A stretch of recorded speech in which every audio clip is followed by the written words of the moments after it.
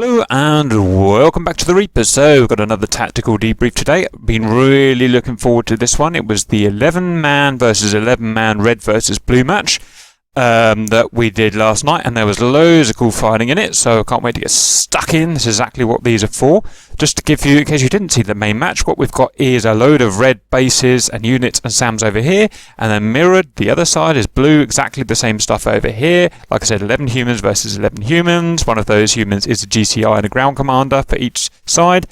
And the mission was here where my cursor is. There was a blue base there, and the reds had to essentially destroy that base. There's also a naval fleet there that reds had to destroy, and blues also could destroy the reds' naval fleet there. It's the first time we've done this mission, but it went pretty cool. There was lots of ground fighting, as you saw in the movie, with tanks and stuff. We won't concentrate on that today. We'll just be looking at the air engagements, because that's the only thing that I know about, essentially. So, that's about it. Each force had a few ground attackers, and each force had a few cap guys. So let's scroll forward to the first fight and see what's happening.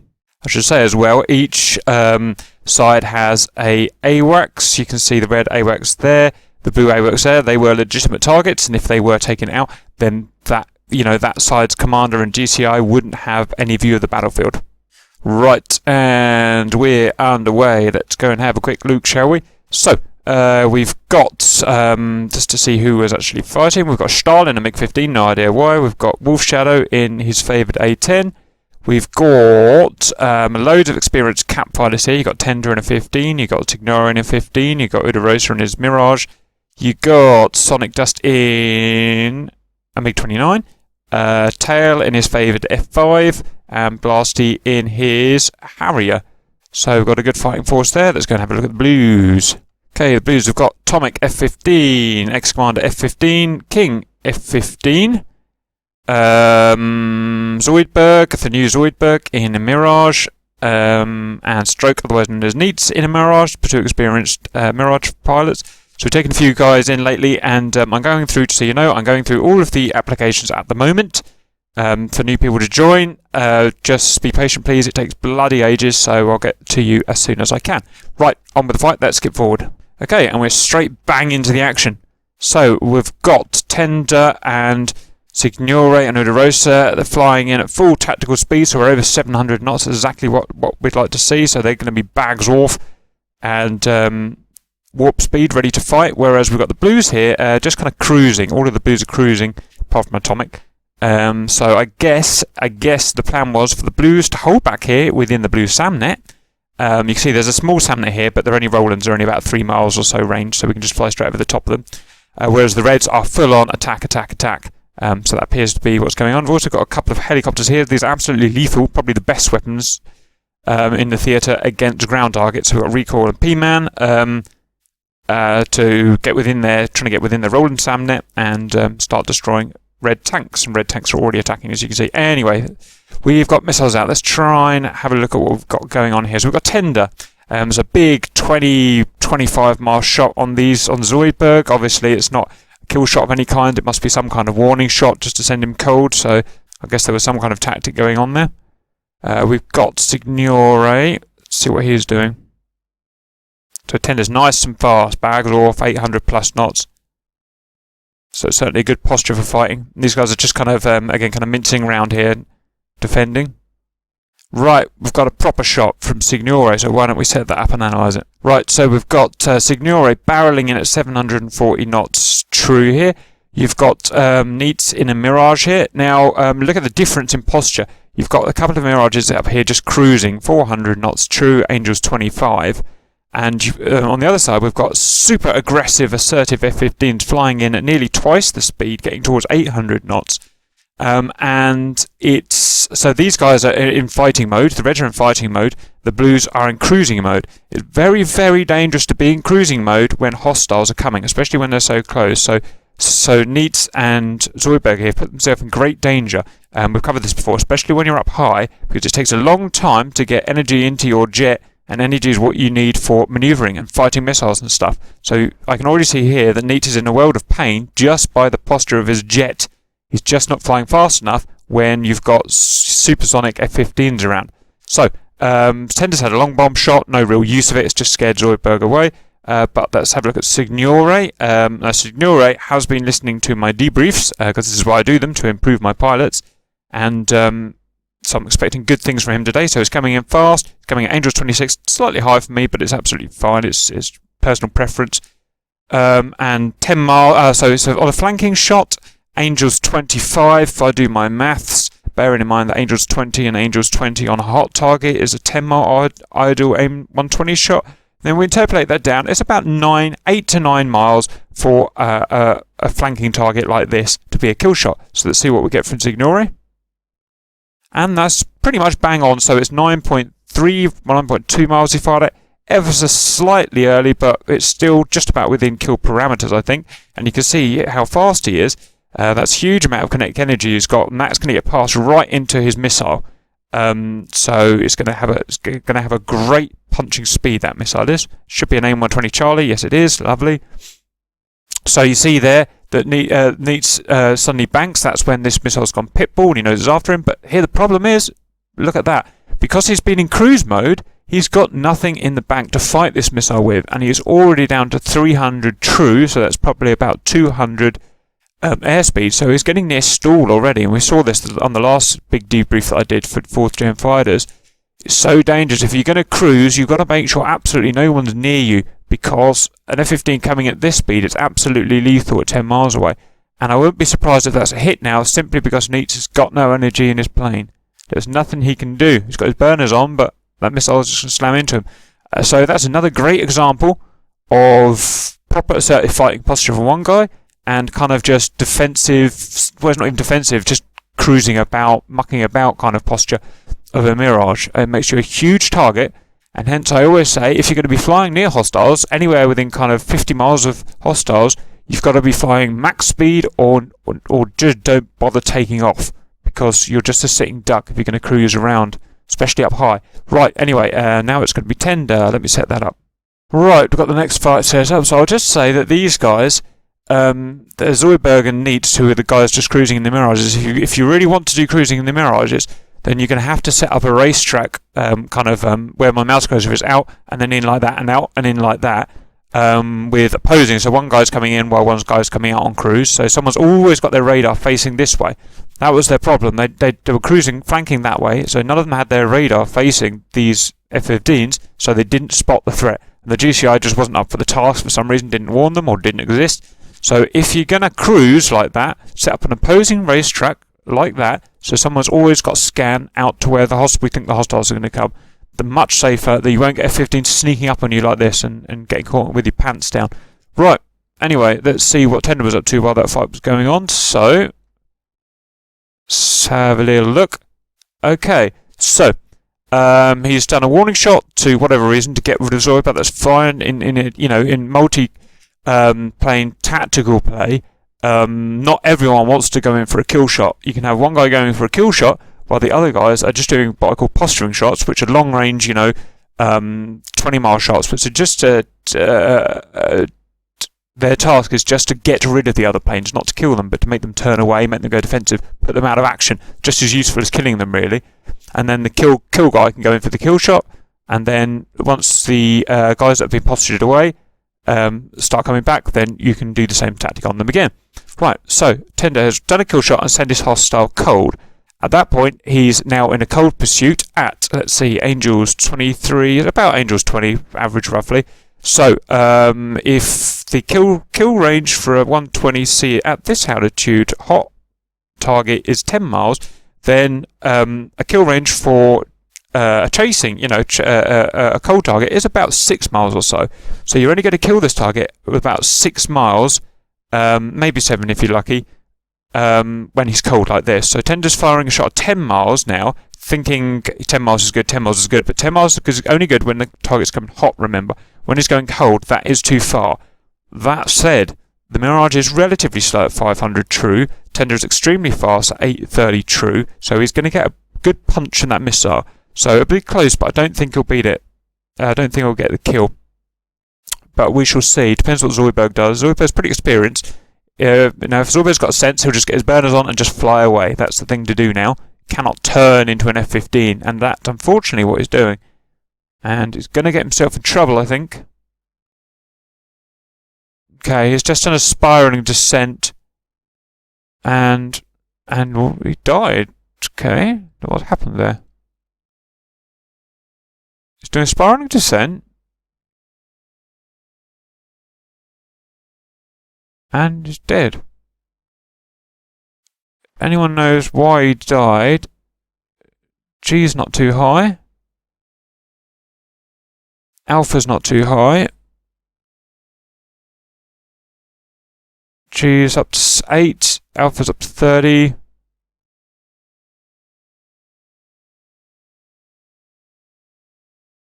No, it looks like he disconnected, unfortunately. However, I'm not too bothered about that because he was putting himself in that spiral descent. It was down to 200 something knots against an aggressive F-15. That F-15 was always going to kill him at that point. The only thing he could have done to get away from that F-15 was burners on and charge that way. Get low and burners on, charge that way, and run away from the missiles. His spiraling descent would have just slowed him down and down and down. That 15 would have come and killed him. So, not too bothered. Anyway, now Atomic seems to have lost the plot as well. He's just flying sideways. None of these guys are communicating with each other, I guess, and they haven't spotted these F-15s coming in. So, these F-15s now, who are flying beautifully together, know exactly what they're doing. They're going to slam into the side of King and Atomic and get more kills. So let's see what happens.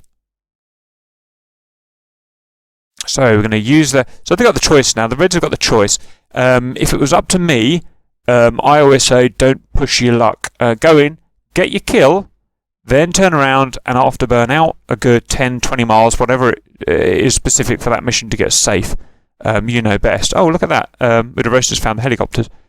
And then come back in, because when you've had your first fight, you're all fired up and you're all maverick, as I call it, and you're not really thinking straight. You think you can take everyone on. So the best thing at this point, really, in caps for you, is to turn around, reset 20 miles away, and come in again. But I get the feeling they're a bit excited and they're probably going to go and try and take these guys on. Meanwhile, Udorosa has found the choppers. I don't know how he did it, but he did. Just had that German sixth sense. Came bombing down here, picked these guys up, so the F-15s were covering high, and Udorosa's tasked to cover low, and he's obviously going to mash the hell out of these helicopters. Poor helicopters, they had such a miserable day. Great flying from Udorosa, though, spotting helicopters down low when you've got a very dynamic fight going on. You know, it's got all these radar blips on his screen. Is great tactical play, because he knows that these helicopters will rip into the Red ground forces. So that's lovely stuff. So he's come in, he's done his, look at that, 800 knots. He's got to slow himself down now and go back in. So nothing particularly tactical to watch here, but let's just see how he does it. So he's going to spiral, slowly burning down his speed. Looking now for the helicopter visually. Where's it gone? Where's it gone? Where's it gone? Can't pick up on radar, it's too close and is the wrong azimuth. Struggling to find it, comes back on himself, probably finds it now, which is great. P-Man's just struggling to try and get away now. P-Man's slightly too high at 300. Oh no, that's ASL. Scratch that. And in he comes, and that's kill. Great mopping up there by Udorosa. So he could have been tempted by the big fight up here, but he went for the more important tactical units, which is good. We've got Sonic firing R-77s. These are Fox 3 missiles. I think might be at the helicopters. I don't know, but it was useless shooting whatever it was. But that's done now. Right, let's see what the boys have done now. So we've got Tender and Signore. So what happened during that? There we go, that's what we see. So Signore, like I said, has been watching the videos and listening to his training. And he's coming along very good. Look, he doesn't get tempted by all these lovely juicy, that's a lovely juicy F-15 there that he can go and kill. He's sort of showing on his radar as a guy that's but he doesn't get... Oh, same with Tender, that's great to see. So they don't get, excited and fly into these guys, which puts them at risk if they do that. They fly out 20 miles. Just take your time. Make sure that you're completely clear. Ideally overlap someone, like overlap Udorosa, who can then give you some cover, and then come back in. And you can see Signore is diving down to get some extra speed. That's fine. Levelling out Angel's 10, that's all fine. So Signore has done it properly. He's gone back. That is about 15 miles. That's good. Tender hasn't gone back far enough for my liking. He's only gone back about 6 miles. But as it works out, because these two just haven't got a clue what's going on, it's worked out okay for him. But if these guys have entered the fight and were then bearing down on him, he would have been in trouble. Whereas Signore would have been perfectly safe because he's come all the way back for the overlap. So that's something to watch and learn, guys, when you're heading backwards. For your cold leg, try and time it to overlap with one of your buddies, which you can all see. You can see your buddies. And before coming back, it gives you extra security. It means someone like this can't sneak by, something like that. Anyway, that's enough talking. So what was Tender doing? So Tender's found someone. He's found Ex-Commander, so we can just set that up. Right, so Tender's back in action. He's got Ex-Commander. He's got 7 miles away. So let's analyse the shot here. He's fighting a slightly flanking, but mainly a cold, fast target. So on the ground, head on is about 6 to 7 miles. A cold target is about 4 miles for an AIM-120 on the deck. So 4 miles is what he needs to kill this guy. But it does a 7-mile shot. So because the air's thicker down here, you simply can't do that. You'll need to be in 4 miles. So it's a pointless shot, really. It's not a posturing shot because he's already heading cold. So it's just a miscalculation in firing distance. So he's going to chase him. I don't see any point of chasing a cold F-15 towards their base. So I think he's got a bit of target fixation. He's got a little bit excited here. Expect SAMs to come into play now. Another shot that's 6 miles, but again, way above the calculated 4-mile kill distance of an AIM-120C. Essentially, chasing anyone with any bird who's on the deck, who's cold, with any missile, at the most 4 miles. And he's back within his SAM net. And let's see if Tender's... So if Tender's listened to his training, what he's going to do now is turn around and get out. Running into an enemy base is only ever going to end badly. And I think we're about to see that. He was lucky he went over a SAM net. It's only going to end badly. So he should know better than that. Charging over a runway full of AAA to try and get a kill. He's going to pay. I think. Bit amazed if he survived. He's got a missile out there. Again, 6 miles. It's just pointless shooting. Ex-Commander's doing great work there. He's done exactly. He hasn't. So Ex-Commander could have turned around and try and get into the fight, but he's doing exactly what I say. Just run away. It's the best thing you can do here. You haven't got enough distance to turn around and get into the fight. Run away. Use your SAM nets, and that's exactly what he's done. So it's great fighting, and Tender inevitably, there's. So yep. So you can watch that back, and you get some wisdom for next time. There's no need to do something stupid like that. You've bent one of my airframes. Right, back to the fighting. Looks like the Blue Boys are finally getting themselves in gear after all that cocking about. So, we've got King and Atomic Angels 20. That's excellent Angels, exactly what you want to be. Personally, I wouldn't want to be above the mountains. The mountains is hard to spot low targets. If you're going to fly around Angels 20, which you do what you do want to do, fly around over the sea, fly around over the flatland, where your radar can scan in front of you and see everything. Don't be over the mountains where someone could easily be sneaking up for a belly shot. Remember I was saying on the last big debrief about belly shots from F-15s. Very susceptible to them. Fly out here where you've got flatland and stuff can't hide. Anyway, so there was a fight between Signore and Atomic. Let's set that up. It looks like great work from Signore. So you see the difference here between a good experienced F-15 pilot, Signore, trains a lot in the F-15, and Atomic, relatively new in an F-15. So we're going to see. So what do we see first of all? Okay, there's an engagement 15 miles. Set it going. So the first thing we've got is stand by. First thing we've got is a lovely crank from Signore. So exactly what we want: 40-degree crank and maximum speed in the jet, bags off, everything ready to go. And that's what we've got. We're 750 knots. Couldn't ask for more than that. He's got a perfect 40-degree crank. If you don't know why we crank and why it's so important, then study some of my Fox 3 technique, F-15 technique videos that I've got in the educational section, and why it's so important, and why it will always win you the fight.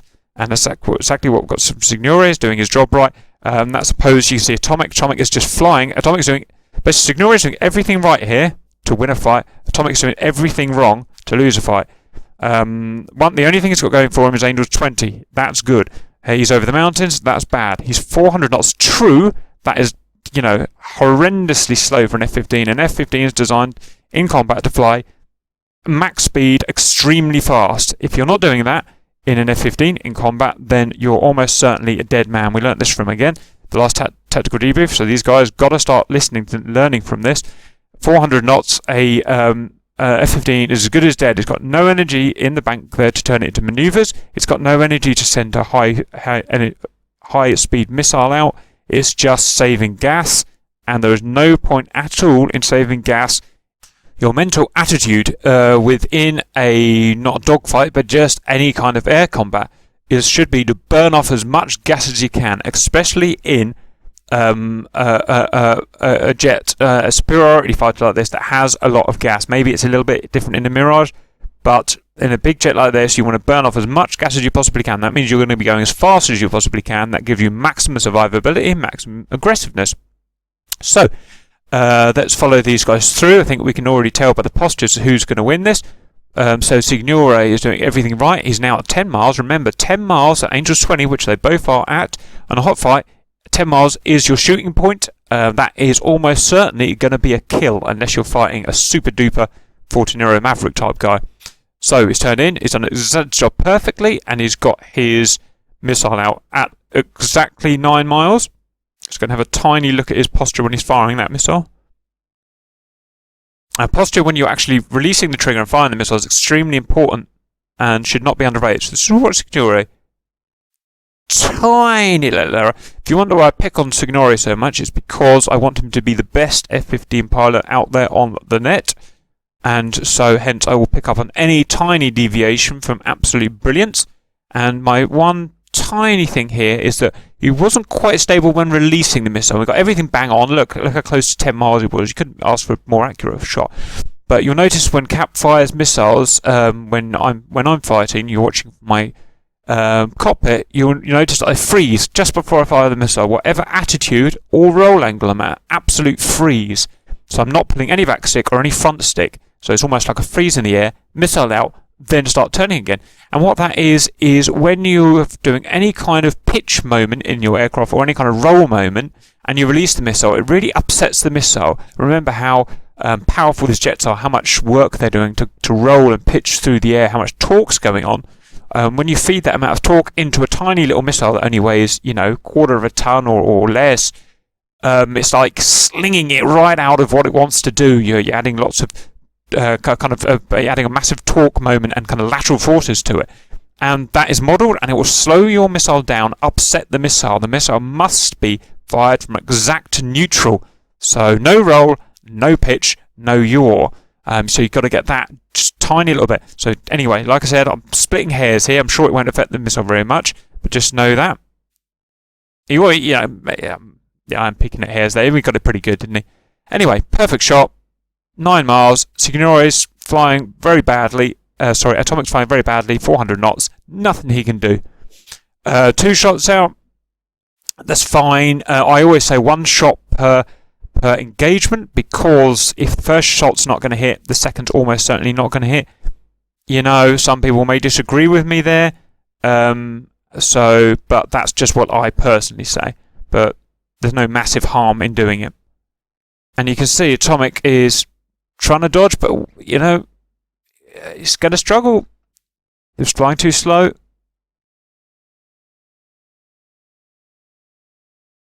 He's going to get hit. Oh, he survived by the skin of his teeth. Okay, fair enough on Atomic there. You didn't really have a right to survive that. It was Signory did everything perfectly. So, and annoyingly, Atomic didn't even put any G in there. Because he's going so slow, he didn't put any G. It was just enough at the end of the day. And you see that missile there, it just disappeared. I don't know why it disappeared. I think that should have probably gone through and hit him. But it lagged or self-terminated. Let's have a quick look at that again, shall we? So that first missile's coming. That really should have gone and hit him. It easily had the speed, look. It just self-terminated for some reason. So Atomic very lucky there. Signore did everything right, but good job for dodging Atomic anyway. Okay, King's having a shot. Now let's analyse that shot. So, shall we? Got lots to learn from here today. And we've got first of all, King's using AIM-120 Bravos. I personally don't like the Bravos. They are more manoeuvrable than the Charlies. The Charlies have range. I prefer the Charlies. I prefer to have range over manoeuvrability, because how we're fighting in these F-15s is we're fighting with stealth attacks, what we call a TWS radar lock, which basically allows you to sneak up to a guy and do sneak attacks without giving them radar warning. But some people do prefer to use Bravos. I guess it's their prerogative. So let's have a look now at. So we've got King coming in against what is at the time a hot Signore, or kind of flanking to hot Signore. So at both at Angels 20-ish, near enough, both relatively hot. So King's nowhere near hot enough. He should be 700 plus knots by now, true. But at least he's got burners on, and at least he is getting faster. So it's better than nothing. So maximum kill range here is 10 miles. He's fired at 13 miles. So there's not really much point of this shot. It's at least going to scare Signore, I suppose. So I guess you could argue it's some kind of posturing shot to scare this guy away. King is now getting some energy in the jet. You can see easily dodged by Signore. Very well dodged. You can see Signore did the ideal dodge there. The split S, which is the best move really for defeating missiles if you've got the height and the speed in your plane. It allows them to use maximum speed and essentially reverse the plane as fast as it can go while retaining speed. And wow, look at his G. I'm surprised Signore didn't pass out. That's the only danger. You've got so much energy in the jet that it's hard to keep off of G. And you can see Signore there has gone all the way up to 11. You want to keep it within 9G really. So let's see what he's managed. 6. And I think at that point there, so he was doing it normally up to about 6G, and that was rising. That was going to hopefully rise to about 9, which you can kind of feather the G in to get to 9. And you always want to do that because you never know when a sneaky missile is coming that you don't know about. Always try and achieve your 9G, and it's good practice anyway. Right on the edge of blacking out, essentially. So he's done that, and then suddenly this 120 Bravo has just gone pitbull, and he's suddenly getting a warning, and I think he's about to start panicking. Right there, you can see him start to pull back on the stick and panic, and he's going to 11G. That's real dangerous. That is an F-15 pilot passing out at that point. So he's he's come in a bit too injected into the fight, and is putting back on the stick too hard. He's got, yep, okay, so he saw himself passing out, and he's let off the stick. He's back to 6G. Let's hope he doesn't pull again. But he's getting warnings from this 120 Bravo. He doesn't know where they are. He wants to get out. He's put some roll in there. I'm not sure why, but it's okay. There's nothing wrong with that. And he's put some more. He's seen where this missile, his RWR's picked up this missile again. He's seen it's coming from the right, so he's banking left to turn left away from the missile, which is good. He is loading the G up too high again, though. 11. He's just kept it, and he's unloaded. He's just kept it within limits, because he was at extreme risk of blacking out with such big pulls. Or has he blacked out? Is he going to crash? No, he hasn't blacked out. So it's pretty good. So we can see a nice slope there. He's coming from the split S, and then you can see he's out of panic because the missile's fired at him. He's levelled out. He's tried to retain where the missile's coming from. He's attained where the missile's coming from through his RWR once he's levelled out. The RWR only works once you're levelled out. As I've got a video on the RWR, how it works, if you want to see that. Then he's got his bearings, found out the missiles are coming from over here, turned left, and then into just flat out into a dive, and flat out to get up to 900 knots, which he's doing, which keeps him safe. And if he's got any sense now, he'll just charge away back into his own cap cover, and then come in again when he's ready. Poor old King's got absolutely nothing to do, nothing he can do about that. You just can't beat proper F-15 tactics. See, King fires again at 8 miles or so. So let's have a look at that shot. We've got one guy at Angels 16, one guy at 9. That's an average of Angels 13 or so. So Angels 13 on a cold shot is, if we do our math, is about, on a cold aspect hostile, is about 6 miles, absolutely maximum. Hang on, let me work that out. 5.5, I think, without a calculator, 5.5 miles. So he's firing 8.5, so there's no chance unless Signore returns into that missile can possibly hit. So these are wasted missiles. Again, you could argue maybe King's just trying to scare this guy away, which would be fair enough. You know, they're trying to protect their area at the end of the day, but it is wasted shot. Now, King has got a classic case of target fixation now. He's chasing this guy cold. It's always a very risky thing to do to chase a guy cold, like when Tender was chasing that guy before. As soon as you chase him cold, especially if you have a lock on the target, which you almost invariably will have, it means you can't see anything else around you. You're now blind and you've got tunnel vision, essentially. And this is a classic case where he's probably going to chase him down, try and kill him, completely pointlessly, because you can't catch an F-15 up at the end of the day. And in come the boys on an overlap leg. And so, unless King suddenly wakes up, I don't think he's going to wake up. He has, but it's going to be too late. So King's decided, right, okay, I don't want to chase Signor anymore. He's leading me into a trap, whatever, I want to get out. But he may have left it too late because these overlap dudes are coming in. So that's Odorosa that set him up. Okay, Odorosa's coming up. Overlap, he's got 4 miles away from this F-15. It's well within the kill range, obviously, of the Mirage. You know, roughly working about an 8-mile shot as a kill range, so he's within 50% of a kill parameter, so it's almost impossible for King to do anything at this point. He's got speed, that's the only thing he's got going for him. Got some speed at least, and that serves as a kill shot. Great tactics there, showing how Signori pulls away. It's what we call a chainsaw technique. So Signori engages a hostile, then pulls away, drags the hostiles with him, gets those hostiles to get target fixation on him, at which point he'll communicate with his Mirages. He'll say, I'm heading out, I've got guys chasing me, at which point the Mirages come in on the forward assertive leg of the chainsaw and take them out, take the guys with target fixation out. It's classic chainsaw technique there, absolutely perfectly done, no complaints with any of that at all, to be honest. So well done, boys. Now, where did Atomic end up? Ah! Did he finally die? I see. Right. So, when that missile disappeared that we thought was lag or something, it was only disappeared on our screen. On Atomic screen, it did actually hit him. You can see he did die in the end. So, I was right. Atomic did get beaten because of the reasons I said. He wasn't going fast enough. The missile did beat him. So, Atomic learned by that. King learned about... King, we didn't do anything particularly bad. He just shot too far away and got sucked into a chainsaw. King, careful not to get sucked into a chainsaw. If a guy's running away, immediately unlock him and scan the area. And then you can see any aggressive chainsaws coming in. Because these guys now are getting their tactics down sorted, Reds are. And you're going to be facing this every day. So you've got to learn to get team tactics in play. And so, through excellent red tactics, they've come in, they've destroyed the entire Blue Force, apart from Ex-Commander, who's the only one smart enough to get out. And apart from Tender, who just got a bit greedy, the Reds have won perfect air superiority. Great thing to see, which is why I think it's so good that we're doing this debrief now. Right, and you can see Signori there, perfect technique again, another 20 or 15 miles out, turning back in. Absolute perfection going on there. Okay, right, I'm gonna have a break, and then I'm gonna come back, and we'll carry on.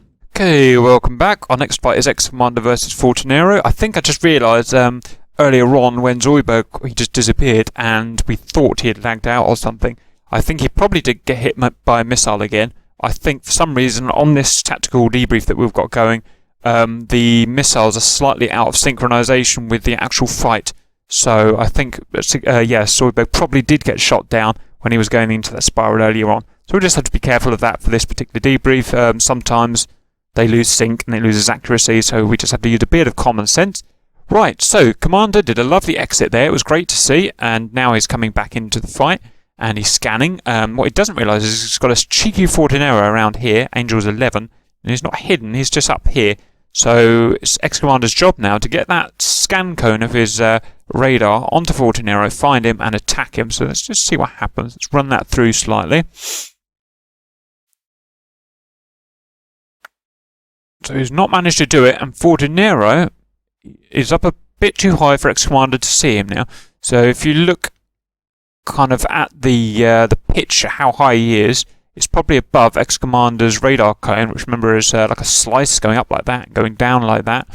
So Ex-Commander now should be what we call sleeving his radar. So they're sleeving it down, and sleeving it up, and sleeving it down, and sleeving it up. That's the only way you're going to pick up a target that's up such a high pitch compared to you. The other thing is this target is small and it's flanking, and that does upset a radar. So sometimes it's very hard, even at close range, to see. In fact, it's so close now, this is actually turned into a visual fight. This is now essentially a visual fight. Radars won't really pick hostiles up at this range. Fortinero has been unlucky. He's literally jumped straight into Commander's path, so Commander should be all over this guy now. I'm not sure he is, though. No, it's just missed him.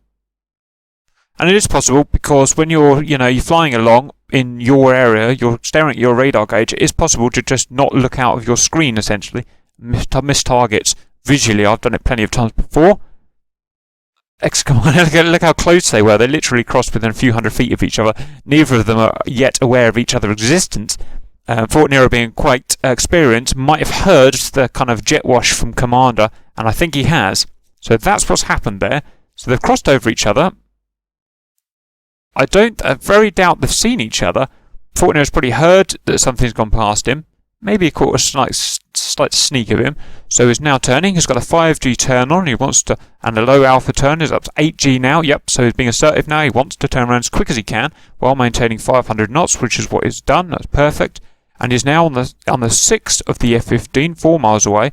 So it's key, if we stop that there, when he identified where the target was, to turn around but to maintain energy in his jet. It's very easy to pull back too far on the stick and slow down. But because he knows he's going to be chasing a fast Commander, he had to turn around fast and keep his speed.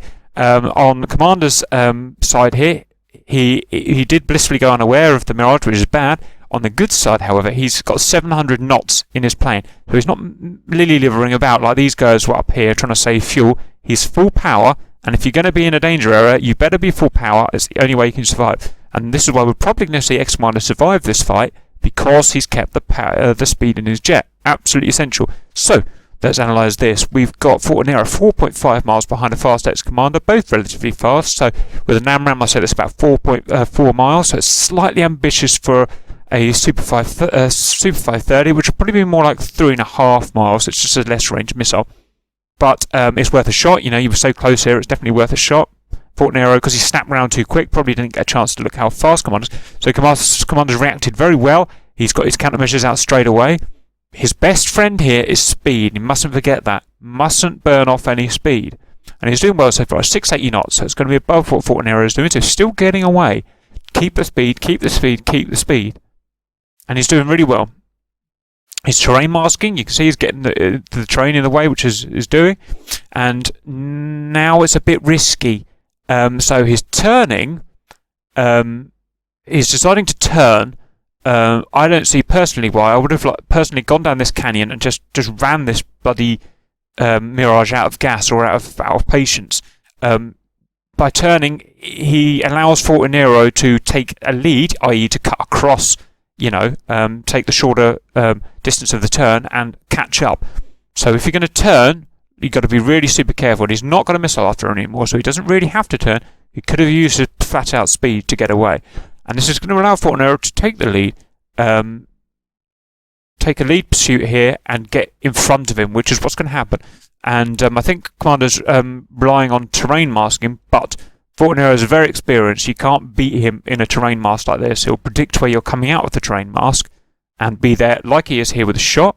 So he's just taken a 3-mile shot, I think that was, so that's a kill shot now. It's probably a 5 mile as a kill shot on a flanking target. So this is a kill shot. Okay, so the terrain masking worked because it knocked the missile out. But now, and Commander's kept his speed, which is great, but look at the angle that he's got himself into by doing this big turn back to base, which is understandable. I understand you want to get back to base where your security is. The problem is, you're doing this big long turn, and like I said, Fortinero will just cut inside, get on a lead pursuit, and be able to catch up. So you've got to think about that when you're being pursued. A big slow arcing turn like that, a very dangerous thing to do against an experienced guy. So it would have been much better just to blat out and outrun him and just travel the whole distance to the mountains if you have to, just until you lose radar lock from that Mirage. Then you can get yourself hidden and turn. Right, so this is only going to end one way now. We're within Fortinero's catching up on speed, and we're within a mile or so. So it's going to be a sidewinder shot now, or a heat seeker shot. On the plus side, Commander's kept 700 knots, which is not easy to do when you're manoeuvring over mountains. But just look at that, just caught him up. So, yeah, almost got away. If you're going to do a turn like that, make it much slower turn. Like rather than going kind of around like that, go a kind of a 10 or 20 mile turn, like around that. That means that 14 arrow can't cut inside your turn because it's such a large radius. So that's one thing to learn there for everyone. Right, we're going to get back on with the fight now and see what happens next. Right, so 14 arrow's gone. There he is. He's back to base. He's out of fuel, I think, out of gas, so he's going up high to save fuel, which is fair enough. He burnt all his gas off in that last fight. Mirage doesn't have as much fuel as an F-15, so the F-15, one technique for running away from a Mirage is to just run out of fuel. It's a perfectly acceptable way to fighting. Running the other guy out of fuel, you can run a MiG-29 and a Mirage out of fuel very easily. Right, so we've got Ground Hugger, Squirtle and Tail in Gen 3 fighters. We've got Neats and Zoidberg, they're back up from being shot down. They're up at Angels 25. They're still cruise, really. They're still at 530 knots. It's still a little bit weak for me, but it's better than 400 knots I had before, I guess. Lovely formation covering each other there. Going up high above mountainous areas is always going to put you at risk of guys being down low and possible belly shots. So, again, like the F-15s earlier, if you're going to do high-level cap, really, there's no reason not to do it above the ocean. There's no SAMs above the ocean. There's no way to hide above the ocean. Go above the flat rather than the mountainy areas where these guys can hide from you. They hide from your radar very easily. Anyway, the good side is because they are so high and they are relatively fast, they're hard for a belly shot to catch up, which we're probably going to see here. It would be much nicer to see them 600 plus knots. So Tail doesn't want anything to do with it. He's just doing his, obviously for a Gen 3 fighter like this, like the F5, he wants to keep low. It's the only way he can survive. He can't be out in the open. He hasn't got a big radar or missiles or anything. Okay, so Squirtle has had a great intuition here. He's detected these fighters, probably from a GCI call. The one thing about these guys being up here is they are visible to the AWACS, and he's done a beautiful spiral climb to go and get them. Zoidberg has been alerted to Squirtle. I don't know how he's detected that, but somehow has detected a nails or something from Squirtle, and Zoidberg's going in for the fight, which is great to see. Neat is carrying on. So the Vigan is a very powerful jet, but not sure if it's powerful enough to climb. It's doing pretty well, actually. It is actually increasing speed. Neat's turning. Neat should be on full burn here now. 700-800 knots. Way too risky to be travelling on mil power when you've got a hostile in. So, too slow. Beautiful from Zoidberg. Look at that. And that's a really hard move what he's done. He must have eyes in the back of his head or something. So, he's identified this Vigan, God knows how, somehow, against the ground clutter, which I couldn't do when I was a mile away, let alone several miles away. And he's done this lovely looping turn to merge into the Vigan's path, which is very difficult to do. If we look at G, so he's maintaining a lovely 6 to 7 G. He's going to increase now as he pulls. 7, 8, getting up to 8 G. And look at that for a merge. And exactly what he wants to do, merge back on the Vigan's path, renders the Vigan completely useless. And a simple Sidewinder or Heat Seeker shot. The Squirtle realises he's in trouble, but there's not much you can do now when you've got a Mirage. The Mirage takes lead and puts a missile out, and that's the end of the Vigan. Absolute perfection flying there, very good. Tail has realised something's up and he's come to help his buddy out. Never really gets hold of the situation, I don't think. Or maybe I'm wrong, we'll see. I don't think they see each other. So that was some great fighting by the Mirage pair there. Lovely teamwork. Oh, lots of stuff going on here. We've got to analyse all this. So we've got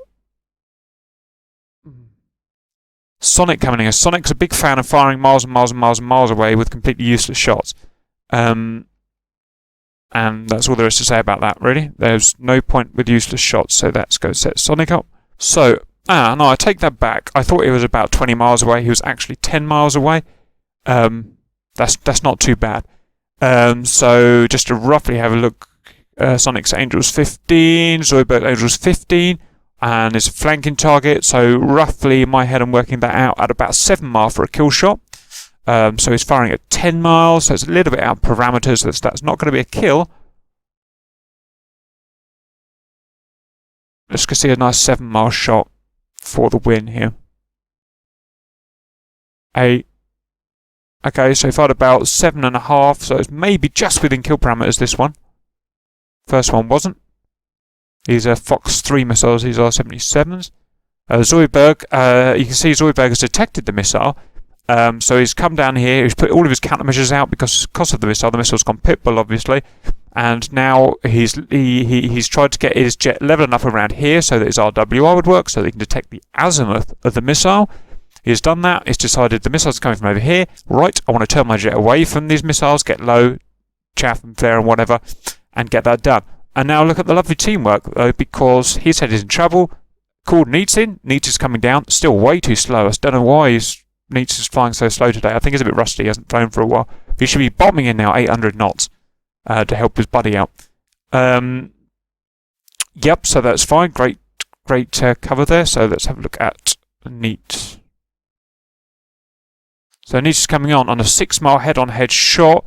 Yep, that is well within kill parameters from Neats coming in there, so that's a much better shot. Zoidberg's going to get himself safe. He's doing everything. He's putting the 9G. Yep, so I always say, you got to put the 9G in there to beat these missiles, and he's done that. Look how much he's destroyed those missiles by his turns. They've burnt all of their energy off, and they're dead missiles now. Anyway, so Neats has done a 6-mile shot, I think that was, on Sonic Dust. That is a kill shot, unless Sonic can do something very, very good. And let's see what Sonic's turn was. So Sonic, for his side, has got very, very high speed.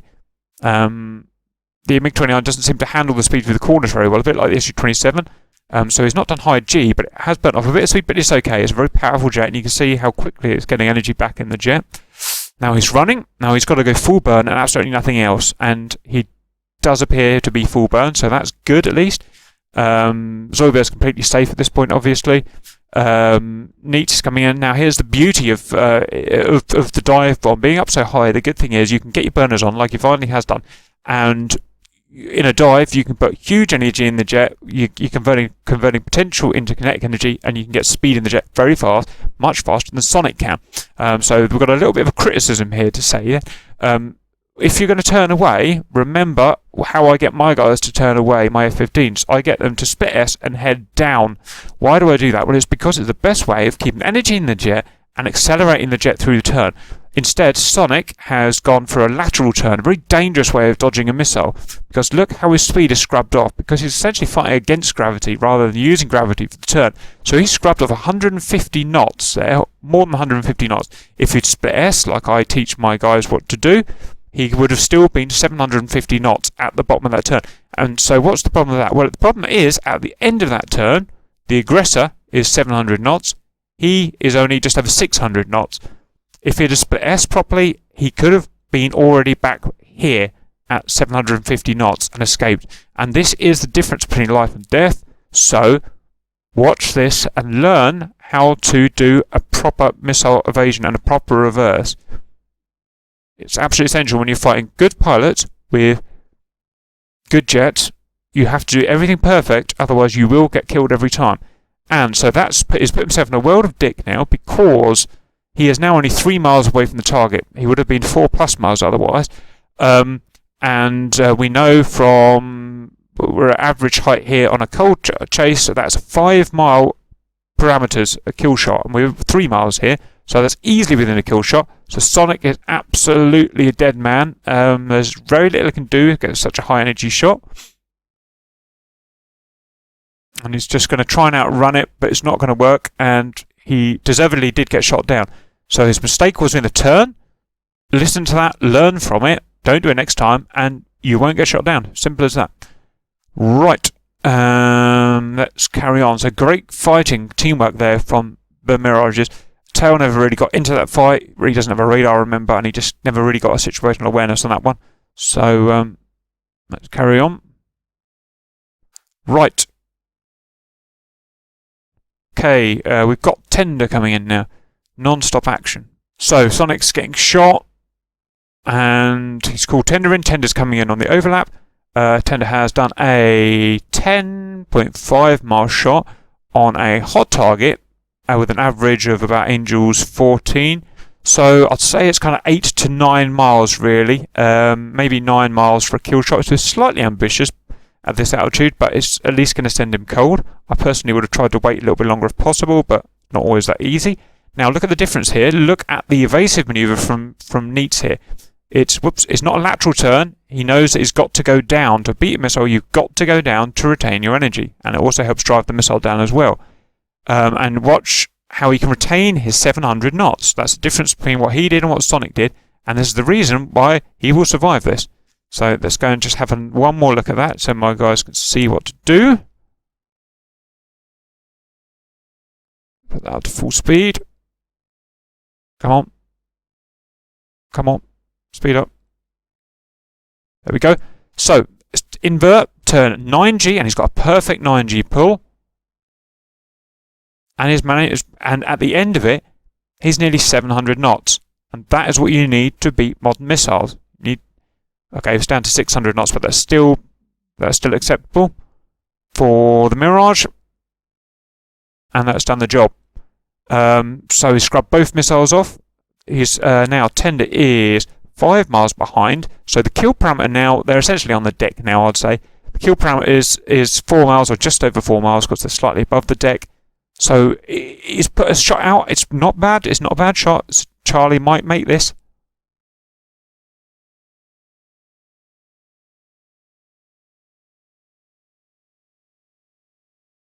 And it does. Fair enough. It was a good shot by Tender.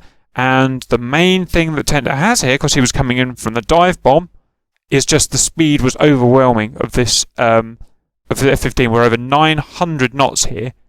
And this guy's done well to maintain a 9G turn over 600 knots. That's great. But he never... The thing is, after it, he never really got his speed back. You can see you've got to keep your speed when you come back. But instead, he's got manoeuvres going on here. He's doing barrel rolls and stuff because he thinks this missile is still a threat. Of course, we know it's not a threat. He thinks it is because that's what his radar's telling him it is. And so he does his manoeuvres here, and he never really gets speed back in the jet. Where if he'd have got back up to 700 knots sharpish, he probably could just about have survived. That said, great patience from Tender. He goes down to 4 miles or so, just like you should do. Takes the shot, takes a good shot there at 4 miles. And this point, again, Neitz never got energy back in the jet. All this wiggling you can see there. One guy at 900 knots, one guy at 600 knots. So 300 knot deficit, and he catches up in the end.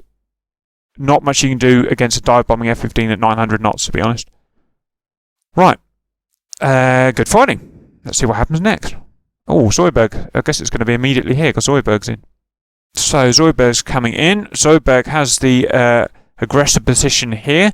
He's painting Tender. The one good thing that Tender's got going for him is his speed. So Tender wants to keep his speed here. He doesn't want to slow down, put himself in any danger. Keep your speed, even if it means just slowly running away. You don't want to be turning into this Mirage. He's picking up this Mirage nails on his RWR, so he knows where the Mirage is roughly. It's a danger turning into it. It would be nice to see him heading away. That said, he doesn't know how far that Mirage is out, so it's difficult for him to make a decision. Unfortunately for him, it's very, very close, and this should be Zoidberg's fight. And it is indeed. Zoidberg has a missile out. It's 5 miles on the deck against a hot / flanking target. So, yep, it's just about within kill parameters. It would be 6 to 7 miles if it was hot. So, yep, this can be a kill shot. That's a good shot. So, Tender's got to keep that speed now, but do the 9G pull, and he's not doing it. Oh, he's driven it into the ground, the cheeky son of a... Okay, nice move. So, what I would have said here is do a full pull and turn 9G all around, back like that. At that speed, you could possibly just about beat the missile, maybe. But what he's done is some terrain mask. He knows where the missile's come from in his terrain masked, and it's paid off for him. Let's see that again. So he's driven that missile into the mountain. Now, Zoidberg's struggling to get a solution. You can see when that line goes red, he no longer has visual on the target. So he's overshot the target. So now Zoidberg's got to turn around, maintain his speed, and he's doing that. See, he's not doing he's not panicking, he's not pulling back on the stick, he's maintaining his 600 knots, and the Mirage 2000 does this really well, even with such a high G, but a relatively stable alpha. So we can do this, it's great flying. So he maintains 600 knots. Now Tender's got the speed advantage. Don't scrub away that speed advantage now. Oh, unfortunately it's turning... Yeah, so Tender never really found where the Mirage was coming from, after it passed him. So what he wanted to do really was turn away here, but he's kind of turned into the Mirage, or you know. Anyway, let's go and have a look at that again. Actually, just get it clear my own mind. So we've got them like this. So yeah, so Tender's turning in front of the Mirage here, and he's going to get a shot. I'm not sure if Tender really, at this point here, had a way of getting away. He could have turned left this way and tried to outrun him, but Zoidberg was very energy high. Zoidberg takes lead. Takes a magic shot. Good missile. Very good kill. Well done. Well deserved. Good dogfight. Shows how a dogfight could be won in kind of one turn, or lost in one turn. Tender survived it somehow, and he may get to live another day. He did. So, just a little bit of criticism there. So, Tender gets shot. First thing he should be thinking about is now running away. Run away. Don't dogfight. Just run away. Save the jet. Don't bend my airframe. So he gets a little bit confused here. Starts spinning around in circles. At this point, I probably get on the intercom, tell him to go back to base. And, yep, he does do that. Right, what happens with Tail now? Now, Tail's got hold of the situation. He's found the Mirage, but he's in the undesirable position now of chasing a Mirage, which is an extremely fast jet. And Zoidberg's doing everything right here. Look, Zoidberg he's done the shot. He doesn't fuck around after that. He doesn't spin around in circles. He doesn't do loops. He doesn't mess around. His burner's on, flies away as fast as he can. That's proper flying. That's good, assertive decision making, and it will not go unpunished. It will be. Hang on, I said that wrong. It is the good thing to do. Basically, he will not get punished by it. Right, and because he's done that, this Dillet F5 can't catch him up. Nothing can really catch him up. Maybe a stripped down F15, but nothing else. So very good flying by the Zoidberg there. I guess Tail's going to keep chasing him, but I don't think it's going to come too much.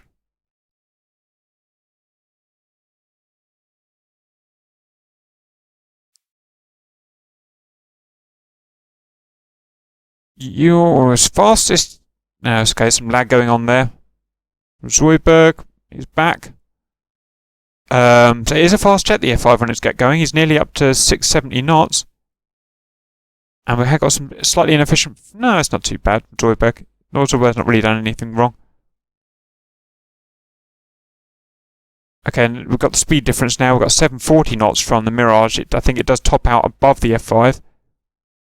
The F5 is doing a much more efficient, or slightly more. This is what I was saying earlier, when X-Commander was doing the quick turnaround, got himself in trouble. Zoidberg's doing a turn, because he wants to get back to his base, but he's doing a very low, very high radius, low turn rate turn. And this means that Tail can't really cut in front of him on a lead. You can see he cut in front a tiny bit, but it's not really getting him much closer.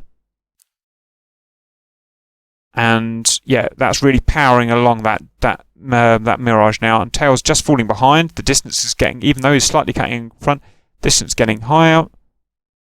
780 knots, and I think that is a successful getaway. Well done. I'll follow that through. Yep, and here's look. So it's paid off against a relatively fast jet there. That's paid off. Good fighting by the Zoidberg. I like this guy. He makes good decisions and sticks by them.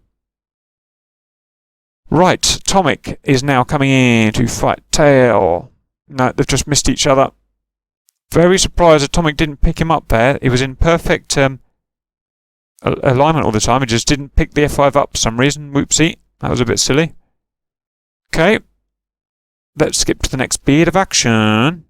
So you can see that Atomic's hunting around, because he got fed up of getting shot down up high. He's hunting around on the ground now. Angels 2, Angels 3. I mean, I don't like that. It's not what an F-15 is designed to do. It's designed to be up high, kind of dive bombing in and fighting from height. So, I don't approve of it, but I guess if it works for him, if you're going to be down here, a MiG-29 or something is much more useful. Right, so he's got two, well, stupid shots off, to be honest. We'll have a look at them, but I don't think they're of any use at all. Who could he have been firing at? Must have been Mr. Mirage, Udarosa. Okay, Atomic is looking around for targets. He's just dumped his bags there, I think. He's going nice and fast, so at least he's learnt to go fast. That's good. Fast is good. And you've seen Uderosa. Uderosa's is Angels 12. He is Angels 3. 21 miles. So a kill shot, roughly working out a kill shot in my head on a hot target like that at combined Angels 8 or so is about 8 miles. It's about 8 miles, something like that. But instead of 8 miles, Atomic shoots at 18 miles. So I'm not sure what that was all about. Is it either panic shooting or he was trying to posture to send this guy away because he didn't want this guy around this area, which is fair enough. So I think it's very unlikely he was trying to kill that guy there. Much more likely he's just trying to scare him off so he can't come in and kill these helicopters or something. And he's got his missiles off and he's turned away. Didn't want to put himself in any danger. He's turned away and he's at 700 knots. So that's nice. Yep, that's fine. And he can keep coming back and bouncing more missiles in, sending this guy cold, come back, bounce more missiles in. That's an acceptable method. Lovely evasion there from the Mirage. Let's have a quick look at that. Great example of the split S here. So he's got missiles coming in. He doesn't know really how far away they are. He's not going to take any chances. 9G pull, as you can see. Perfect stuff. Maintains his over 600 knots. See, that's perfect diving split S. Putting a little bit of lateral turn in as well. A lateral turn is good. It can help scrub the missile speed even more by putting a bit of lateral force on them. And he's out. Yep, I would have said break off there and go back, but fine, whatever works for him. If he wants to level out there and then turn back, that's okay. So that's great. That's great evasion. So that's all fine. No real complaints there from what I think they were both trying to achieve. Atomic's going back 20 miles just like it's supposed to. Good job. And he's got King coming on the overlap. All acceptable flying. Okay, join us again. It's a few minutes later. Uderosa's still on his back leg from defeating those missiles. At some point, he's just decided it's safe to turn in. X-Commander's coming in. On the deck, essentially, 700 knots. It's got good speed. I don't like these F-15s being down this low, but it's how they're flying at the moment. And let's set this up. Okay. X-Commander is a bit crap on the radar. He never seems to pick hostiles up quickly enough on the radar. I think he's about to pay for it. So yeah, your main force with an F-15, your biggest tool is your radar. So the rest of the plane is just a load of stuff around that radar, really. So everything you do is based around that radar, and you want to be on it all of the time and master it. I've done a video about the usage of it. I guess it's only really the basic usage of it. So the only way to really master it is trial and error practice and picking up jets with different frequencies and different radar pitches as quickly as you can. Absolutely essential in any kind of fight. So they've got way too close to each other here. They should have been picked each other up ages ago. Uderosa's flaring? Don't know why. So Atomic's come in for another push on his assertive leg. He's decided there's no targets for him this time, and he's turning away. Good. That's great. That's great stuff. There's no need to run into enemy combat like we sort of tend to do early. Come in. If there's no targets for you there, turn away, go back. Go another 20 miles back, come back in. That's how you use a modern fighter. That's what you're supposed to do. It was the Mirage up there, look. I see. Right. So that Mirage is coming along. Too slow for my liking, but it is what it is. Angels 25. Luckily covering X-Commander, otherwise I think X-Commander was about to get shot. Oh dear. What happened to X-Commander's speed? He's all the way down. He had a beautiful... X-Commander coming in with a beautiful 700 knots, and he's managed to scrap all that speed off, which is amazing. How has he done that? It's hardly turning. 4G. He's turned his burners off. What a mistake. So he's come into combat nice and fast, and he's getting near where the bad guys are, and he's turned his engines off. And he's lost all of his speed, and he's now literally a sitting duck. And he's deciding to cruise. So, massive mistake there. Don't need to reiterate, obviously, you know exactly why that's an error.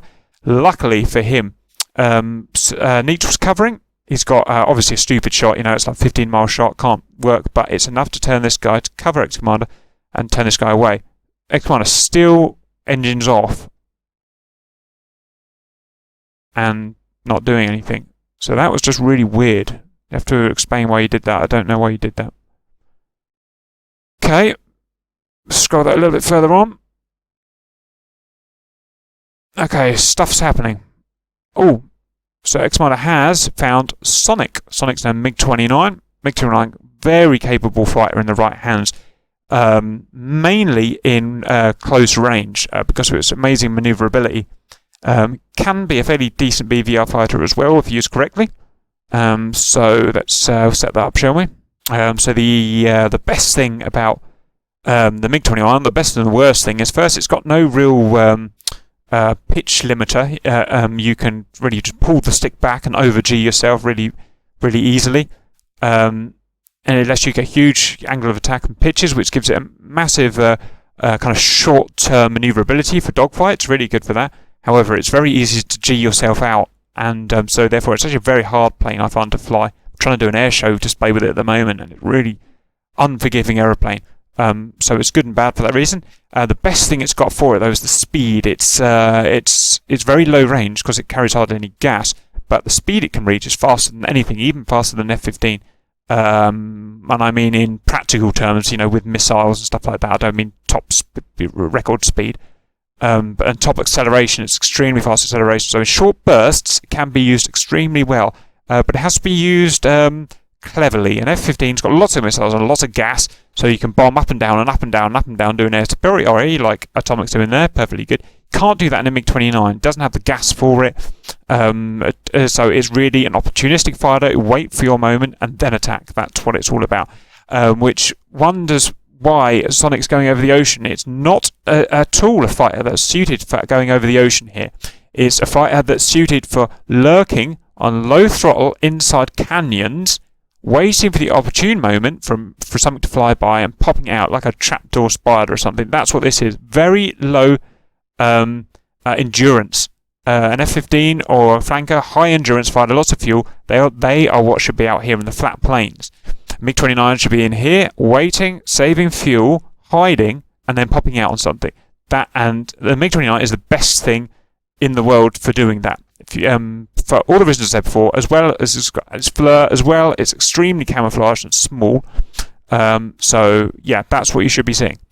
But he's using it in a superiority role. Let's see how he does. He's also using it on the deck, which I don't approve of at all. You're going to be... It's just not what I don't think you should be doing. On the plus side, he's got 700 knots. He sent an ET out. That is Fire and Forget Fox 2. That's a perfectly acceptable missile to fire. Doesn't give this guy a warning. He can only see it visually. He's then turning away. He's going to go up to 9G. And he's done it at 10 miles. 10 miles is too far out. Remember, we're on the deck here.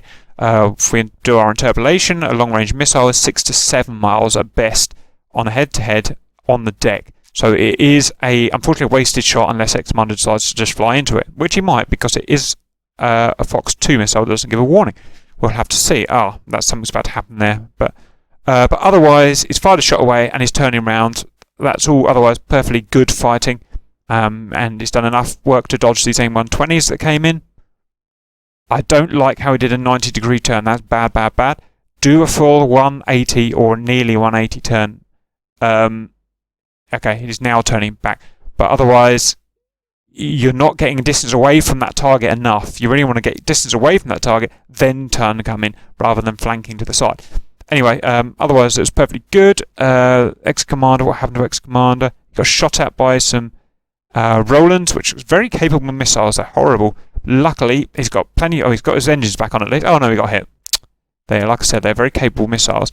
Okay, that is Ex-Commander out of the fight, really. He survived those shots somehow, but all he can do is fly back. Nice little extra thing to say here. Don't fly over SAM sites. I know you can't see them, per se, on your map, because they're red units, but have a look at the map beforehand. Note where the SAM sites are. Don't fly over them.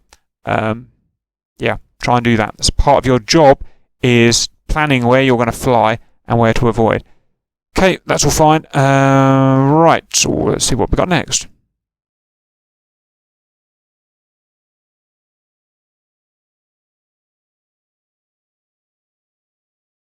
Okay, next we've got Signore coming in. He's a man on a mission at the moment. Right, now this is more like it, coming over the flatlands at 900 knots. This is what F-15 was designed to do at Angels 25. Absolute perfection, bags off, fully ready to fight. Signore doesn't realise that there's an F-15 down here, but this F-15 is not a threat, it's just been shot, so no problem there. So at the moment, Signore is scanning for targets, I imagine. Let's see what he's got in front of him. The key thing he's got here is the speed. The speed is what will give him success here. And exactly what we saw last time, the speed gave him success up in the air. Down to 800 knots, but he's got a bit of height in the bag, so he can convert that potential into kinetic when he needs to. And we've got a fight. Right. I think he may have been cranking here. I think he may have locked a target. I think that may have been... Yeah, right. He locked a target there. That was a crank, a 40-degree crank. That was then the turn-in, and then comes the shot. Problem is, we don't know who he was shooting at. It's anyone's guess. I'm going to guess Gumbo, but it is purely a guess. So, not quite sure what this is all about. So, he got a lock there. He's done his 40-degree crank there. He's turned in, he's done his shot, but he's done it at 17 miles. So, if we do our arithmetic, we've got a hostile on the ground in Europe at Angels 20, so that's an average of Angels 10 or 11. On head-on, that's about 8 to 9 miles. That's 8 miles for a kill shot. So 17-mile shot, and there's no point of sending this guy posturing. So I think it's just pure excitement. He's got to Signore, and he's just shot as soon as he's locked a target, essentially. It's the best explanation I have. And unless Gumbo literally just flies into this missile, it's obviously a useless missile.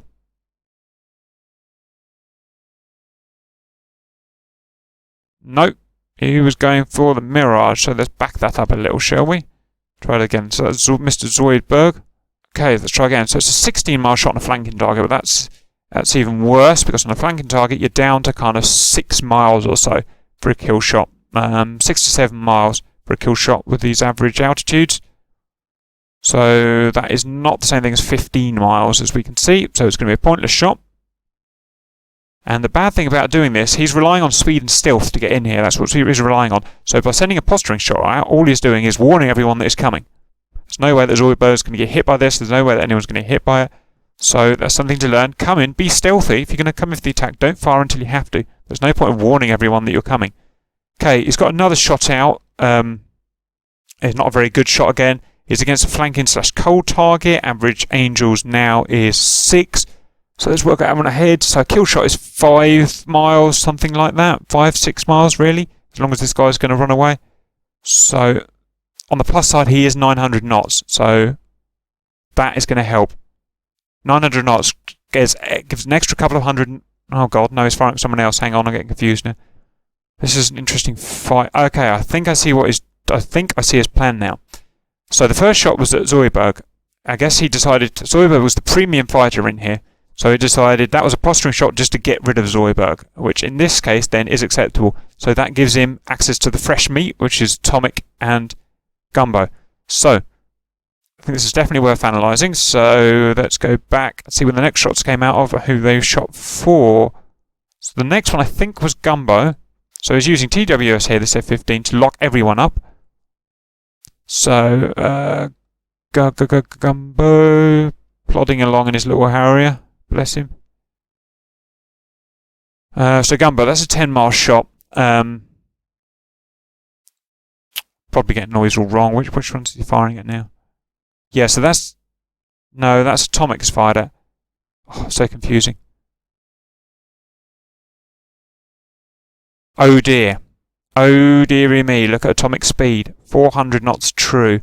What have we said about making yourself a massive target when you're 400 knots true? He is going to die. And the Harrier is being shot at now. Right.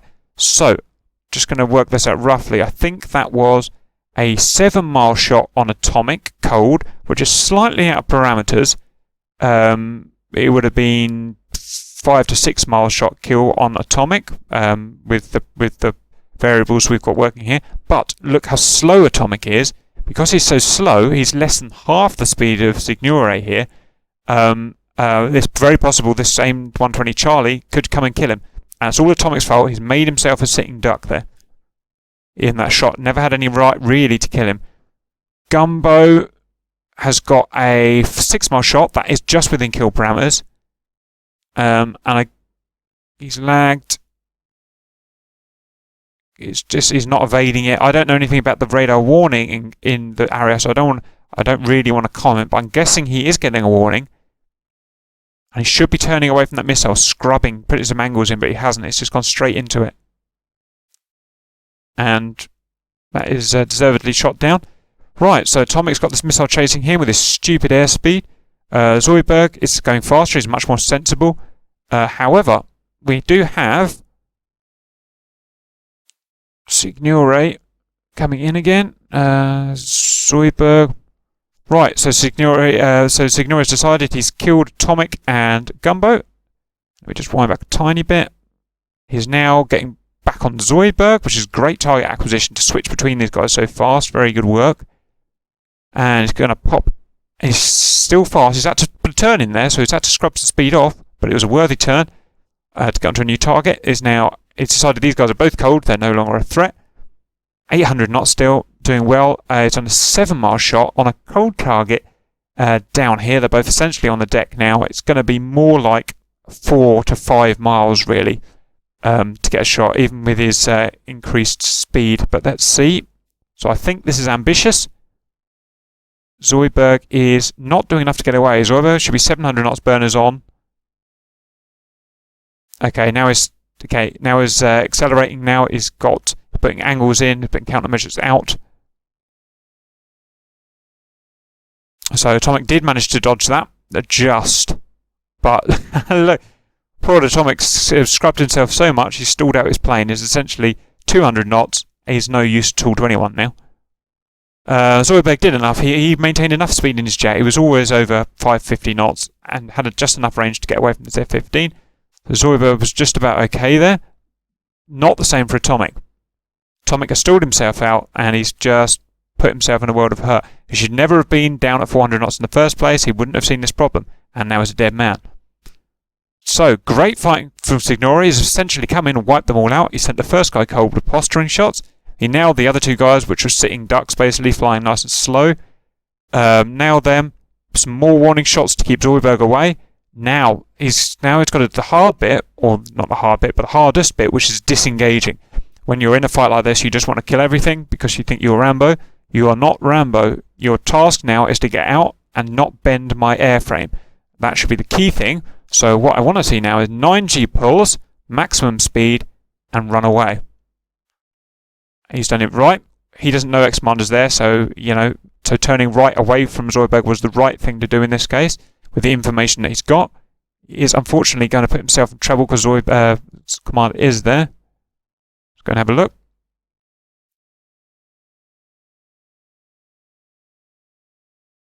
So, X-Commander's coming in, he's wounded, but he is fightable. I guess he's going so slow because he's wounded, so we'll let him off. Signore still keeping... I haven't seen Signore below 700 knots yet, even with all these moves. That shows what you can do, but when you're using an F-15 right. Always keeping his alpha nice and low, keeping his speed high. Now here's something that's annoying me. Signore's... okay. I would have preferred to see him go directly back to base that way across the sea, but I suppose he wants to go... He's kind of heading back this way. I mean, yeah, fair enough. Yeah, I can't really take issue with that. He doesn't know that Commander's right in front of him. He's about to find out the hard way. Good thing, speed is high. Speed is life. Okay. Now, X-Commander has just appeared in front of him. Is in a bad shooting position because he is so slow. The shot was a 7-mile shot. That's not a kill shot. It is just slightly outside parameters, so it can be dodged. So, Signore is going to get a nice big warning about that. Signore is going to turn ideally right towards his base, not left. 9G pull and out of action. It's a dodge. It's very doable. He's got there and... oh, what was that? No, that's not a 9G pull. That's a dive. Or a roll. Oh, he just is so excited from the fight. He's just got slightly panicky look. Wait. So he's leveling out. He's on his leg home now. He's celebrating. The missile warning comes out. That's gone pitbull as soon as it's come out because of the low range. He's rolled right. He's overrolled. He's overrolled. Too much excitement. Whacks that joystick right. It's overrolled. It's going to put himself in trouble, and he's already over-G'ing. Too much back stick. Too much right stick. Too excited. So we headed over 10G there. He's going to correct, I think. I see what he's done. Right, so he's gone in to do a split S. That's what he's done. So he's seen this come. His natural reaction, because of training, is to do a split S, i.e. downwards. That's what you do. That's the best move. And then he suddenly realised, shit, I'm on the deck here. He doesn't usually fight on the deck because he's not taught to fight on the deck. He's taught to fight up in the sky.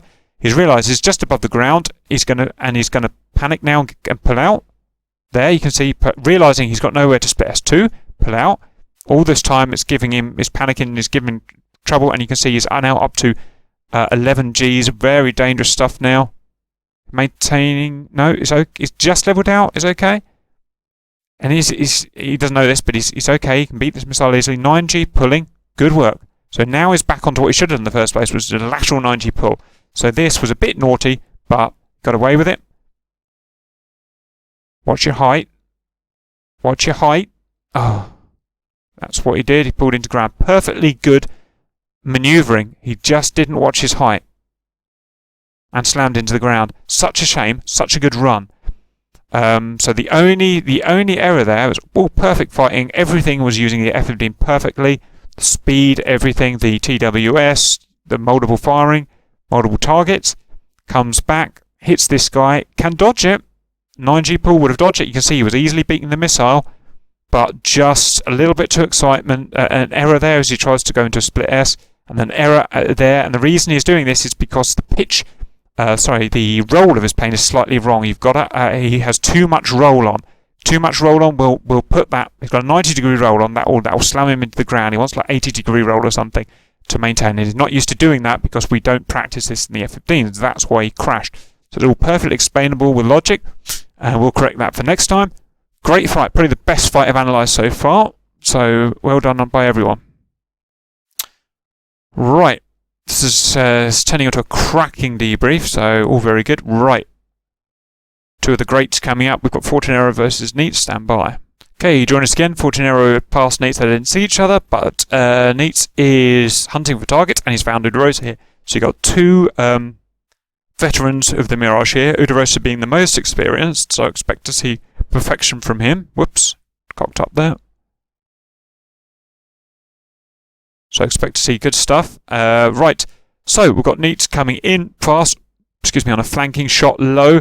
So I'd say 6 to 7 miles is a kill shot, not 6 miles really, and that's exactly what he's done. That is a good shot, and Udarosa is going to have to do work to beat it. One small criticism of Neats here is that he didn't take any lead when he took the shot, so he was facing the target directly when taking the shot, when really, hang on, where's his facing vector? There. So wait till he takes the shot. So he's firing on a flanking target, with his the vector of his aircraft facing directly at the enemy. Really, he wanted to be taking lead like that to help his missile, and what his missile is now going to have to do is bend and take lead itself. So watch that missile curve there, and that scrubbed that speed of that missile right down. You see, it never got above he's finally starting to speed up now, but it should have been 2,000 knots, but it never really got there because of the scrub it had to do. It helped this guy get away. So small criticism there. Udarosa's doing what he needs to do to beat this missile. It's close. He's beat it. Great flying there. Jesus, it was close. Look at that. Pow. Just did enough. Good turns. Good countermeasures, and kept good speed. Now, this should definitely be a kill for Neats. This is 2 miles on a flanking target. Let's just have a look at that again. Whoopsie. Cocked that up, haven't I?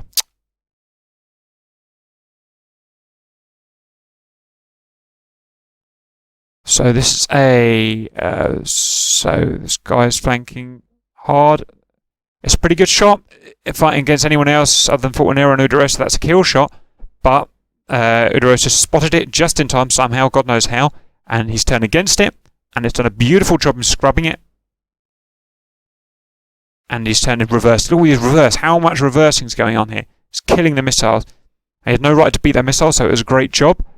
Now, Neitz is going to work himself. He wants to merge onto this path, which is exactly what he's done. Get in formation with him. And now that is a kill shot. To be able to beat that shot, which is within a mile, when a target's on your arse, is an incredibly difficult thing to do. The only thing you can do is a jink. Jink is a very sudden roll and pitch move you can do that can fool a missile. So all this time, Udarosa's been flying this entire leg against the ground at max speed while looking backwards. All this time has been looking backwards at the back of his jet. Incredibly difficult to do. I can't do it. Most people can't do it. And there's your jink. And look at that. And it looks quite easy from us looking here on our lovely big 3D display. But remember, all Udarosa has to see is kind of a muffled view out the back of his cockpit over his tail fin, upside down, just above the sea. So it's incredibly difficult to do, and the difficulty of it is A, not crashing, B, the timing, the aggressiveness of it, and the timing. The timing is everything. You have to get it when the missile's about kind of there. If you did it when the missile's there, it wouldn't work. If you did it when the missile's there, it wouldn't work. You've got to get it right there, like 1,000 feet, and then you can jink, and it can kill the seeker head on the missile. It's proper professional stuff. So let's see. It's flying along. It's doing rolls. Sees the missile. Missile hits 1,000 feet. And the jink. It's just enough. Let's just have a look at it one more time. Watch his G meter. You can see where the jink comes in. And pull back stick. You see, the missile's 1,000 feet away. He's pulled back stick. Not enough to crash him. Just enough to give him a sudden chuck of 8 G or something like that, and it is enough to kill that seeker head. He's got some roll in there as well. Roll in jink is good. Perfect. The 8 Gs, just like I said, bang on the money.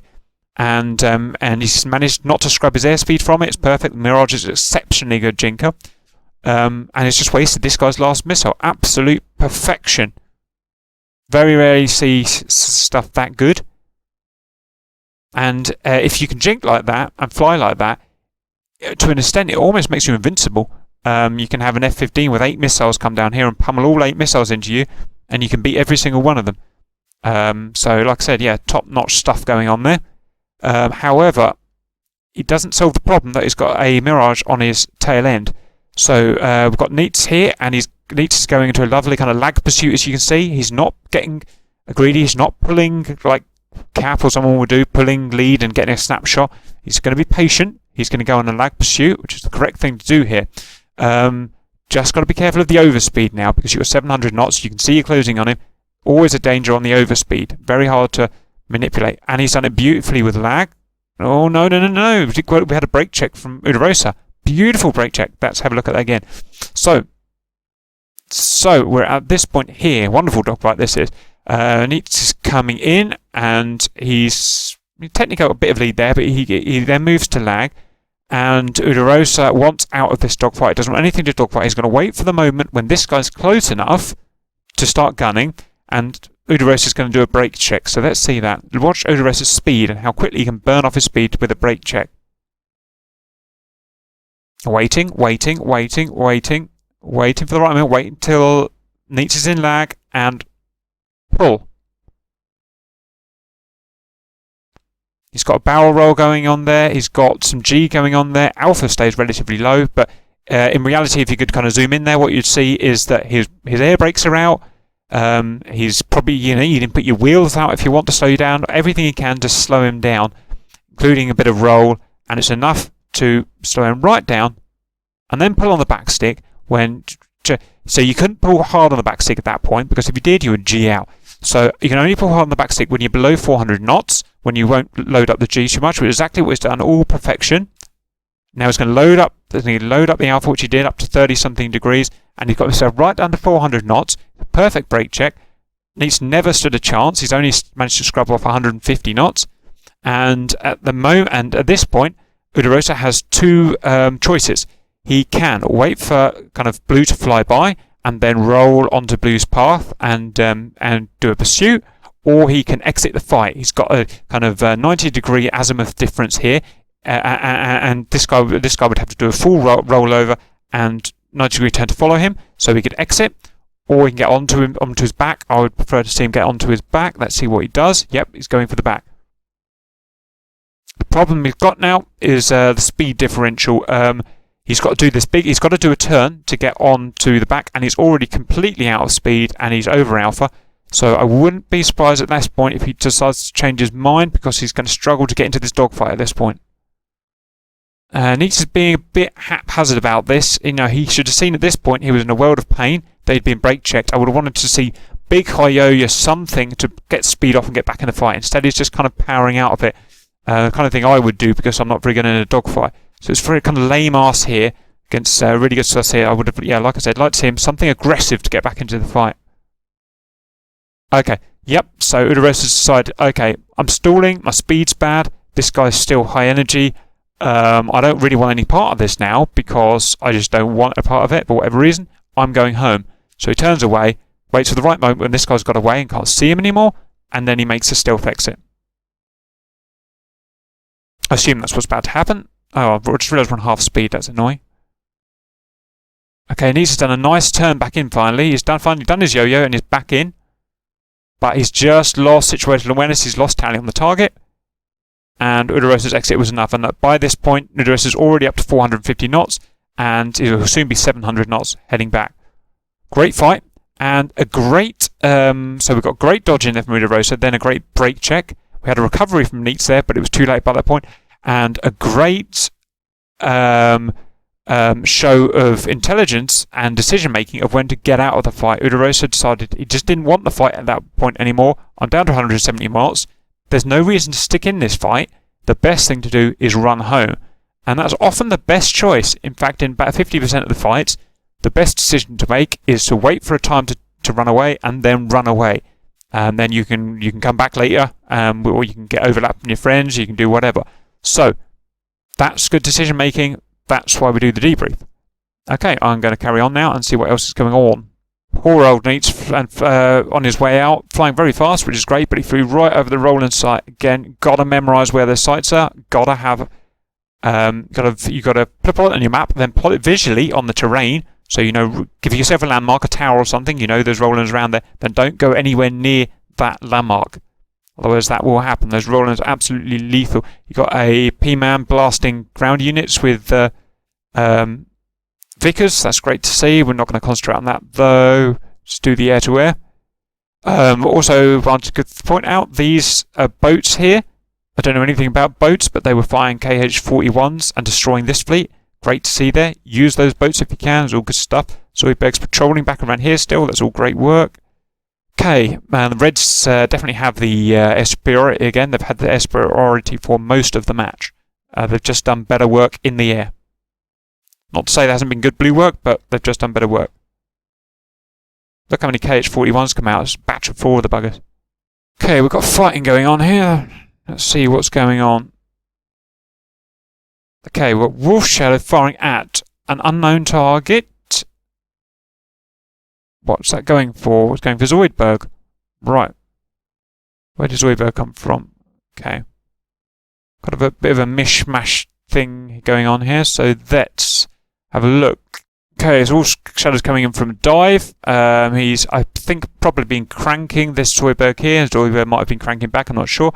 The difference is Zoidberg is very low speed for a fighter, 450 knots, and our combat area is low, so that's bad.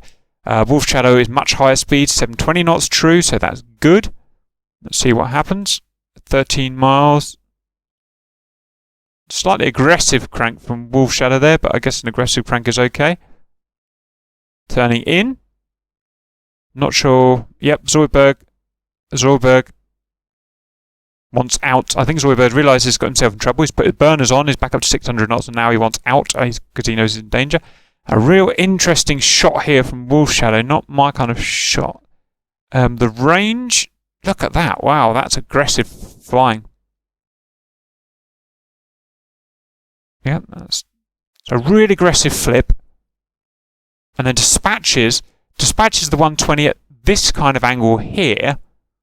I assume he's fighting, he's going for this guy. I may be wrong. Maybe he's going for the A10.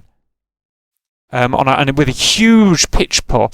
And as like I was saying earlier, when you're dispatching a a missile when you've got a massive moment of pitch. There, you see, at a massive moment of pitch, you're dragging that missile through that pitch as well, and as soon as it leaves the plane, that missile's then got to adjust and fight that lateral moment, and that's going to burn its speed off and it's going to burn its effectiveness off. So you've got to be level in roll and pitch when firing that missile, otherwise you're going to take a couple of miles off its range, and then, you know, that's a huge problem. So otherwise, at least the speed was good. No, he didn't fire at anyone. Didn't fire at anyone. Well, that's interesting. Okay. And on the plus side, he's turned around and running away now. That's good. That's what we teach. Got an RB-15 from Stahl here. I think that's an anti-ship missile. You may need to correct me. So I stand to be corrected there. Okay. We've got Signore coming in to kill Gumbo. There we are. Poor Gumbo had a miserable match. There was just a lot of, you know, wherever he went, there was Signore essentially. So we're just getting shot down a lot essentially. Oh, that was a bit nasty. What was that, Signore? Let's have another look at that, shall we?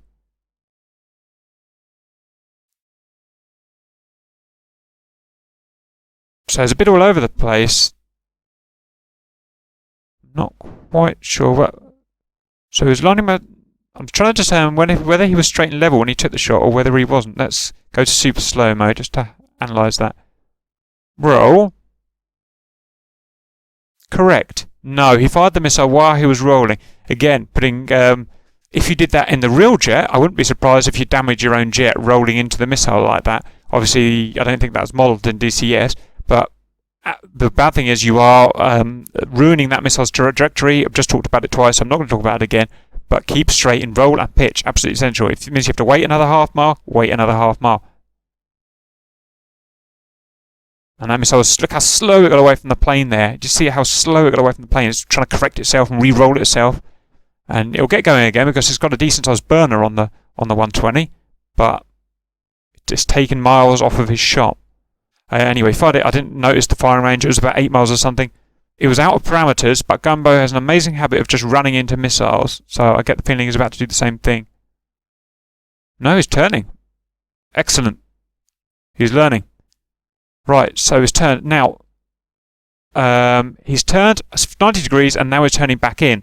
Don't turn 90 degrees and turn back in. Just turn around and fly away. Or turn around, fly away, and then SS as you go out.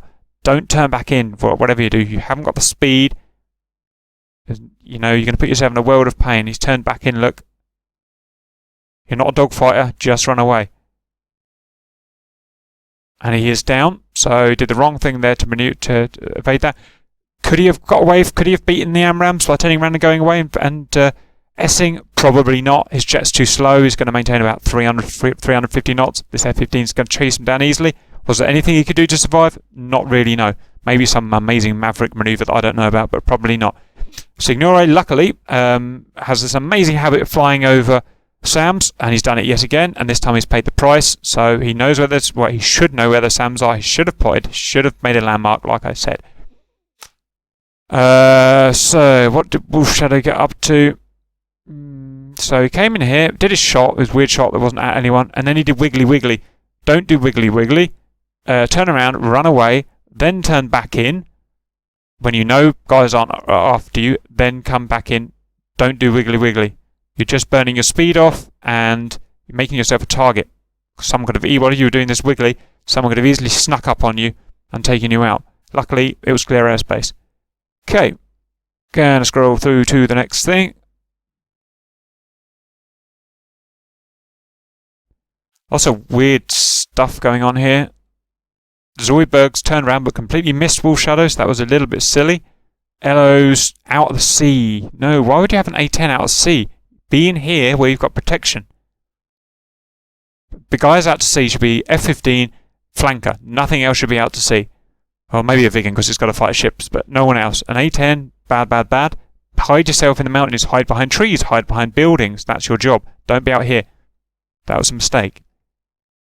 Anyway, these two fucking around to have allowed Wolf Shadow to come in. I don't think he spotted them there. So we're just going to scroll forward until something happens.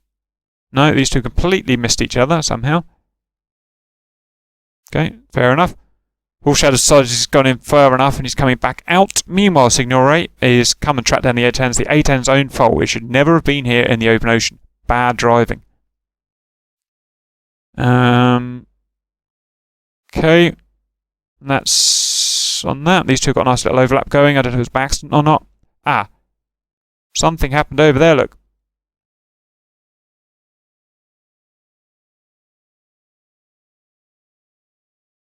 Okay. Whoa, look at the difference in height. And a beautiful dive bomb from Neats. So these guys were cruising. Neats at... Oh, my God, Angel's 40. I hate Angel's 40. It makes you incredibly vulnerable up there. Yes, it gives you a lovely dive and it gives you lots of potential energy. It also makes you a massive target. And they were lucky that one of these guys wasn't wise to you.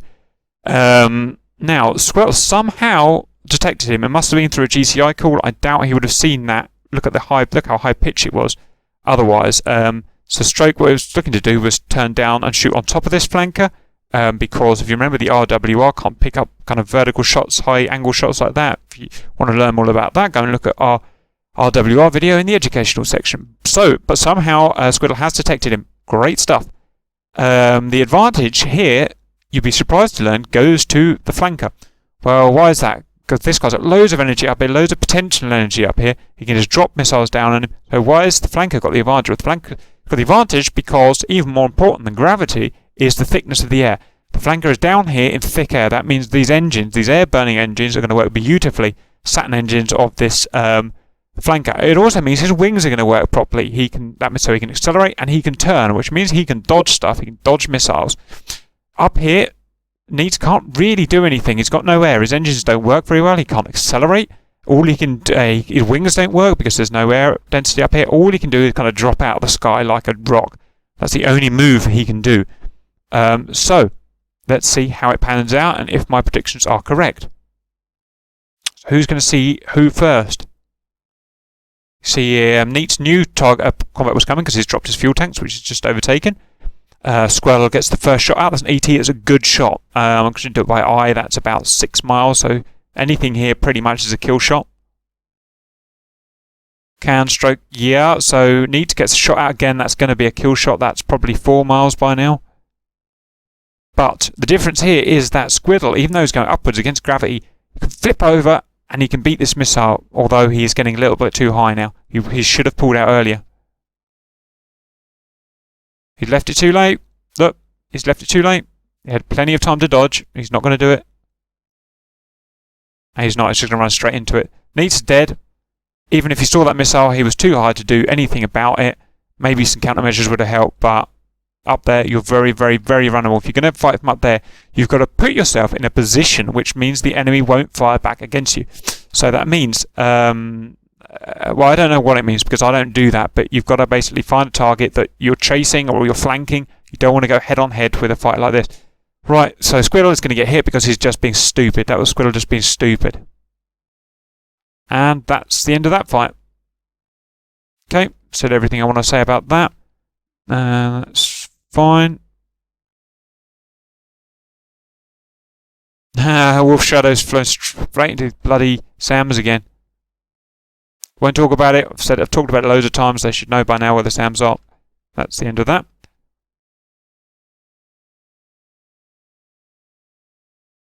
And Signore is wiping up. Man of the match, Signore.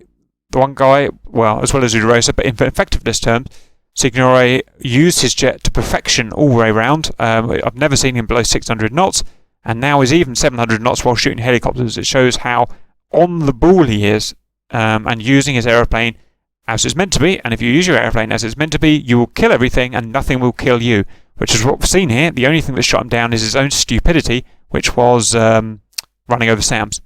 And he's probably going to come and kill this guy now as well, look. So if you're going to fly around fast, you've got to be good at target acquisition using the radar, and he's getting really good at target acquisition and using the radar. So he's going to take him out, obviously. I think. Yep. Lovely aim 9 there. Pow, dead. Now fly home. Fuck's sake, don't fly over the SAM site. He's going to do it, isn't he? He's going to fly over that SAM site. Speed that up. He suddenly turned away at the last minute. He realised there was a SAM site there. Don't fly over the bloody SAM sites. Daftest thing you can do. Right, great flying. So we've got a man of the match. We've got loads of great engagements. Good flying, bad flying. I regret to tell you we are coming to the end. Hello, the Reds are moving their carrier out. And the Blues are moving their carrier out. Don't know why. I don't think the naval units do much in this map. It would be nice to see if we have a map where the naval units do stuff. That would be pretty sweet, I think. We had a guy controlling the units. I see two Mirage, a Mirage and F-15. They're coming in and they're shoot stuff. I don't think it's going to kill anything. It's not. Okay, we better. I think this is probably the last fight, so let's go and watch it. Then I've definitely got to pack up. Okay, so we've got two boys coming in. These are experienced guys. We've got Raptor and Rosa. I'll expect them to be talking to each other, communicating with each other, telling them what targets they've got, who's going in hot, who's going in cold. I won't expect anything less, otherwise they'll be in trouble.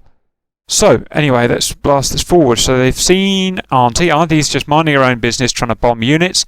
Harry's had a miserable day, unfortunately, because there's just too much air cover. As soon as they get on target, they've got Mirage is pummeling down on them. That's just how it is. That's what happens when you win the air superiority fight, like Reds have done. Anyway, let's scroll that through. Poor old Gumbo's coming for yet another try. And he's going to get shot because that is Raptor shooting him from 7 miles. It's slightly outside parameters, but Gumbo is really bad at dodging missiles. Oh, yes, look, Gumbo got bombs in. No, he didn't get bombs in. What did he get there? It's a Mark 82. No, missed. He's got the missile after him. Oh, bloody hell, he crashed. Well, there you go. Everyone's got to learn. I'm mean to my guys because they have to learn, and it's the best way of making them learn. Static just didn't know about these guys, so she's turning in, and she is a dead Harrier, unfortunately. We've got the boys coming in. Don't even have to really watch that. We know exactly what's going to happen. Fox 2 comes out in the face. Nothing really she could have done. If she could have been warned about those guys, she could have ran away. Don't think Blues had a GCI, and you can kind of tell by how they were never really set up for any fights. Reds were always set up for fights with their GCIs. The Blues were never set up for fights. They were always on the back foot, always flanking when the Reds came in, never set up for anything. A load of AIM 112. What the fuck is that? Now this is an ambitious shot. This has got to be a record.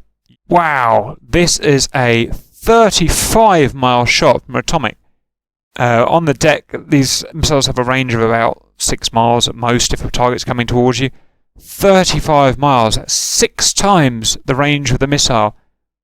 That is a new record. Well done, sir. Let's just watch these missiles burn out beautifully. And they burn out 6 miles. that was some good stuff. That was a beautiful waste of 3 missiles. Coming in, see if we can fire it this time. No, just going to do it properly this time. Right, that's a little, well, still pretty terrible to be honest. So it's come in, this time it's fired at 15 miles. So just to reiterate, on the deck, on a hot target like it's got here, 6 miles, or 6 to 7 miles, I'll say, or 6.5 miles is your maximum. So 16.5 is definitely not right, and that isn't fast forward, so I don't want to do that. So it's got a shot. I'm going to do a little bit of fast forward. So that is, yep, 16.5 miles. So we're now 3 times what we should be firing at. And these guys as well, for up to fire at 15 miles, that's stupid as well. Should know better than that. And, yep, the Dross is giving chase, but Atomic now should be 800 knots out of here. And I hope that's what he's going to do. I hope he's... Oh my god, what's he doing? Oh, good god. He's going up. They're going up and turning around. Okay. So how far did he go back? So he turned there, and he turned away. Everything's on cue, everything's to training. He only covered 2 miles, maybe 3 miles, then turned up, burnt off his speed and turned around. All the worst things you can do. Don't do that. Fly away. Fly away. Fly away to your friends, fly away to safety, fly away to your SAMs. Don't do what you did. It's the awfulest thing you can do. Apart from not turning away at all. On the plus side, he kept his speed. At least he's got speed, and as we know, speed is life. So he can resurrect this. He can keep 700 knots, he can keep a 9G turn, he can get back into a SAMnet as long as he doesn't do anything else stupid. Don't do anything else. Come on, let's get this right. 700 knots. Good. Don't turn any further in. Don't turn into the missile.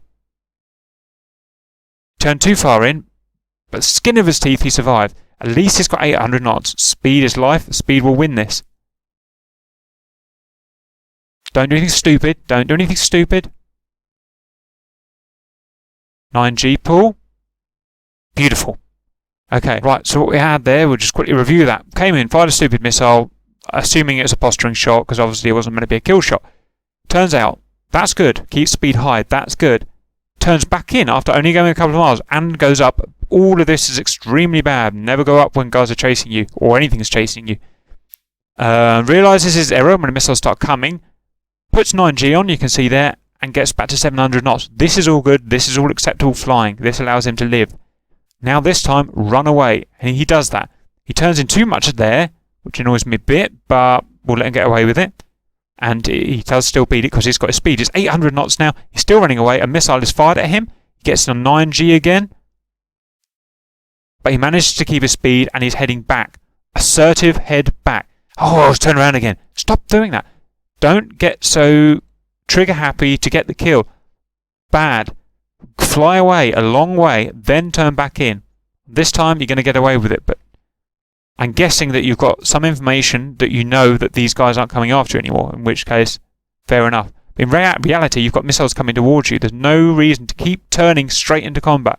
This has got to get it through so you to good exits and good entrances, putting yourself at a huge disadvantage to everyone else. Okay. And as well as that, you've burnt all your speed off. God's sake, don't come into combat at 400 knots. Go away, come back at 800 knots. Got to use the aeroplane correctly. Right, anyway, let's see what happened around here. Nietzsche's come in. Fired a missile. Missed it all.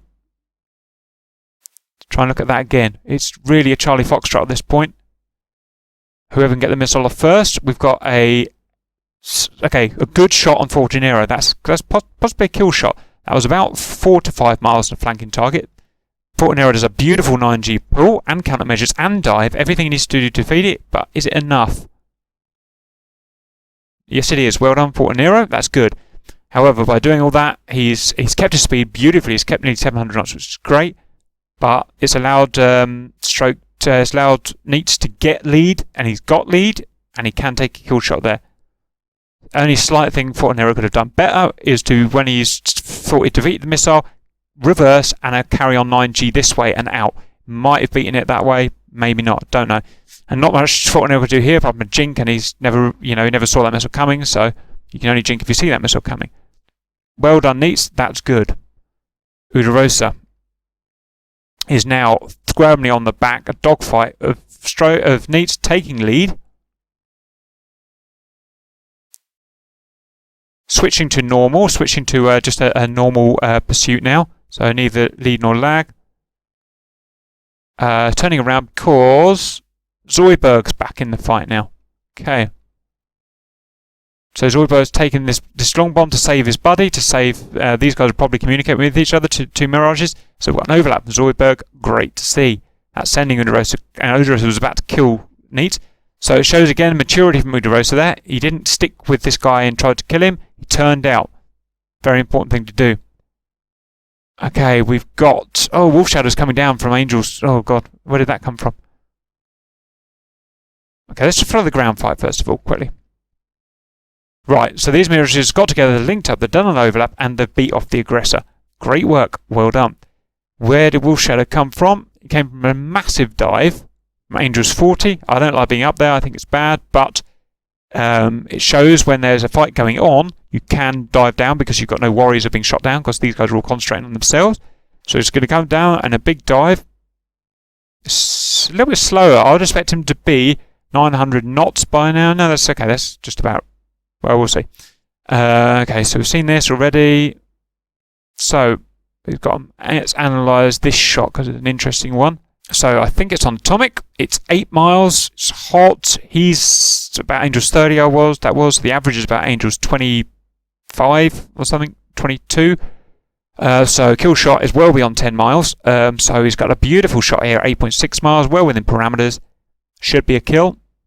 I noticed that it's named 120 Bravo. I'd prefer him to be using aim 120 Charlie on a stealth attack, but still at this range, it's going to be a kill shot. And Atomic, I mean, he's fast, that's good, but he's made no attempt to avoid that missile. He would have got a pit bull when it was about there. He should have been split S down, 9G, 700 knots. But instead he's gone smack bang into the middle of it. And I'm assuming he was hit there. Either that or it was a dud warhead.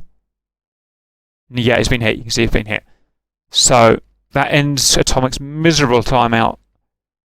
Right, and then Wolf Shadow turns away. He doesn't go in and start trying to dogfight and be a hero. He turns away, 700 knots. Good flying. Like it. Raptor's coming in on overlap for Udarosa now. So Udarosa's run away because he got in trouble. Raptor is coming in on the overlap. So he's going to pressure these mirages. Good to see. Let's see what he fires at. Atomic's still going amazingly, but I think he's been shot down. Oh no, we've got more coming in. Recoil is in an F-15 now. Recoil is not an experienced F-15 driver, so I expect to see some funky fighting here. Let's see, where are we? So he's coming on there. Speed that up. No, Recoil presses the gun trigger by accident, and now he's pressed the right trigger. Right, let's set that up. I'm guessing, in fact, I don't even know who's firing at, so I'm not going to bother setting it up. But whatever it is, it's an ambitious shot. It's an AIM-120C. Okay, it's just about acceptable, and he's saving his buddies. I'd say that was about 7 miles, which is slightly above kill shot. However, Raptor is just not, he's not dodging.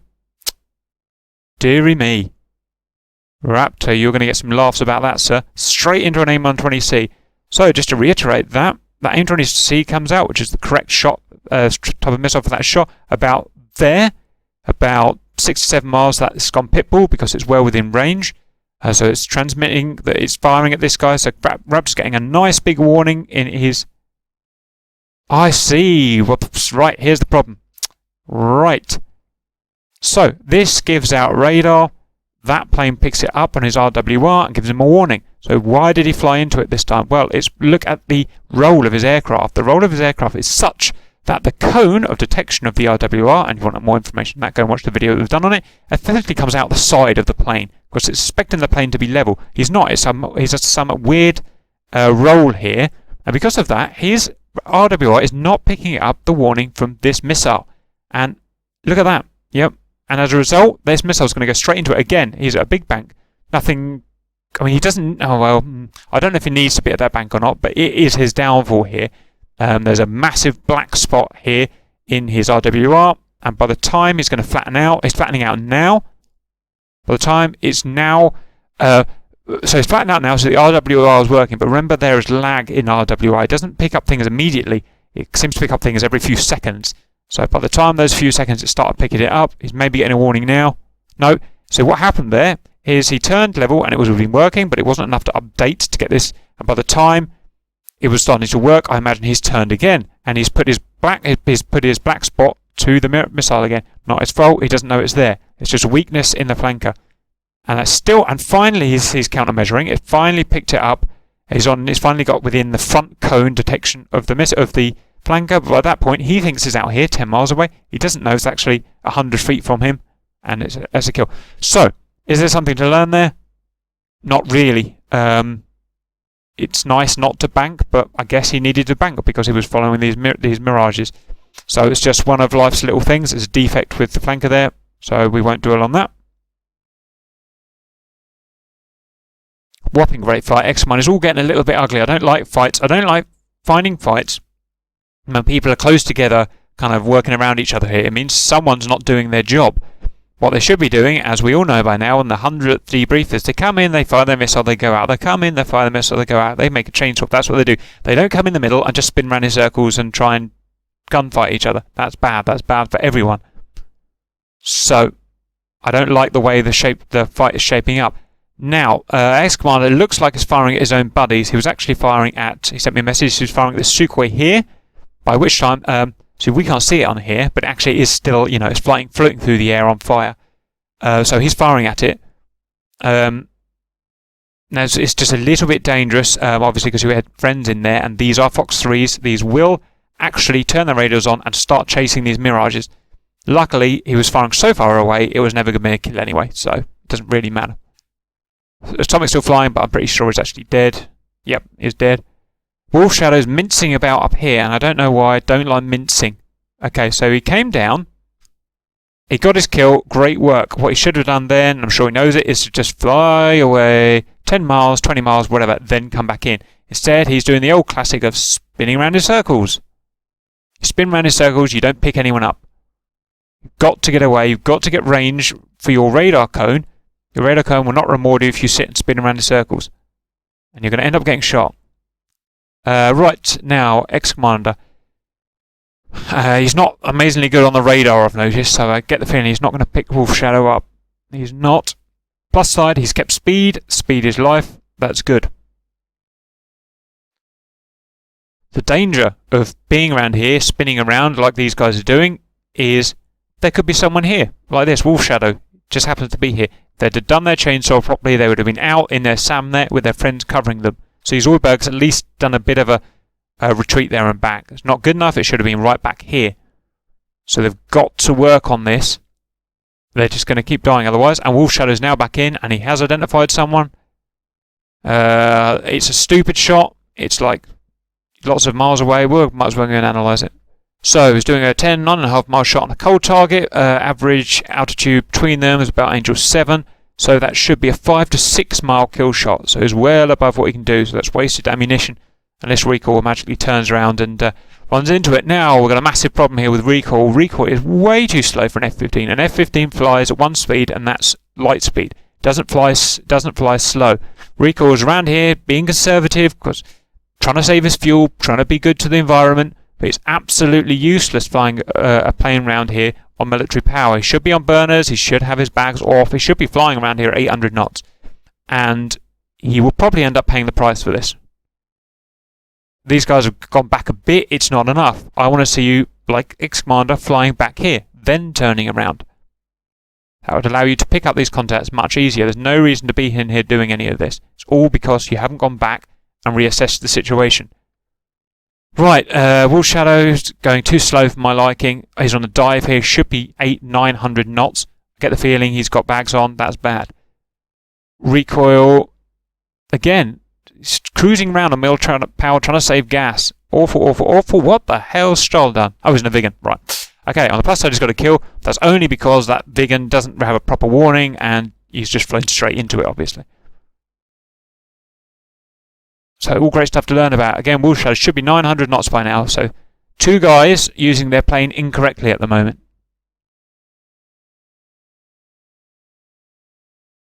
And recoil's turned around and he's gone right down to 500 knots. Super slow now. Really got to save that fuel. Desperately saving that fuel. And he's finally going to pay from it. A Wolf Shadow, again, another stupid shot. I don't know why he's doing these stupid shots. 8 miles on a cold target with a Sidewinder. That's a new one. Got to be close. Got to be close, close, close. Let's do our maths. If it's 2 miles, we know it's 2 miles for a Sidewinder shot on a cold target on the deck. What are we? We're essentially on the deck. One goes on the deck, one goes Angel 7. Let's interpolate to Angel 3.5. Most 2.5 miles is your shot. Not 8 miles. Got to get these things right.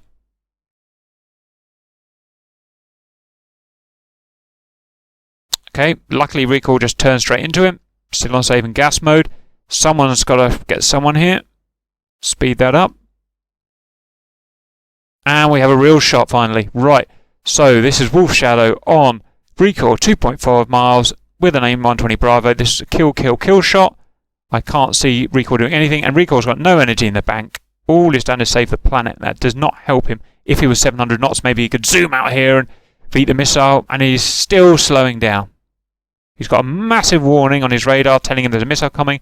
Do something, do something, do something. Dead. Whoops. I guess there wasn't any mirages available for him. Needs is coming, and that's annoying to see. He turned round. Because, like I said, go out, turn around, far distance, and then come back in. You've got a nice big spread radar cone there. You can pick out the baddies. Because he's not gone far out, he's just turned around here and turned back in. His radar cone just doesn't pick up Wolf Shadow. Therefore, he can't help his buddy. Therefore, it's all bad, bad, bad. Blues, bad, bad, bad tactics all around. And look, even there, he hasn't picked him up. He hasn't picked him up because his radar cone's too small because he hasn't gone out far enough. Wolf Shadow turns around, he gets some distance. Better than nothing. I prefer to see him go out further, but it's better than nothing. I think that's the end, everyone. No, one more fight. Okay, Wolf goes back in. Neats is dilly-dallying, really. I'm not sure what he's doing. Just turning around looking for targets, I suppose. That's fair enough. Average angels, that's acceptable angels. Wolf, same angels, acceptable angels. Turn into each other. And as I saw earlier, it's going to be a double KO. Now, why they didn't see each other this far apart and fire at each other, I don't know. They were like 2 miles now. So it's a slow acquisition from both of them. By the time they see each other, look at the stupid. By the time they see each other, great reactions from Wolf there. You see he fired that. He hasn't got to worry about anything apart from trying to evade now. Lovely pull, 10G. It's probably not going to be enough, but it's not going to be enough, is it? And it's fired out. So Wolf had a good move there, but it was too late. They should have acquired each other. They should have their radar scanning. They should have acquired each other right the way back here at the end of their straight. It's causing a double KO, I suppose. Right, according to my log, that is the last kill in the match. That was an exceptional fight. Good tactics on some guys, bad tactics on other sides. Good flying on some guys, bad flying on other guys. Take all the criticisms on board, adapt your tactics, bring them to the next fight, and you'll be flying like Signori. So that's good. Thanks for watching, everyone. I hope that helps some people in their own flying, and we'll see you later.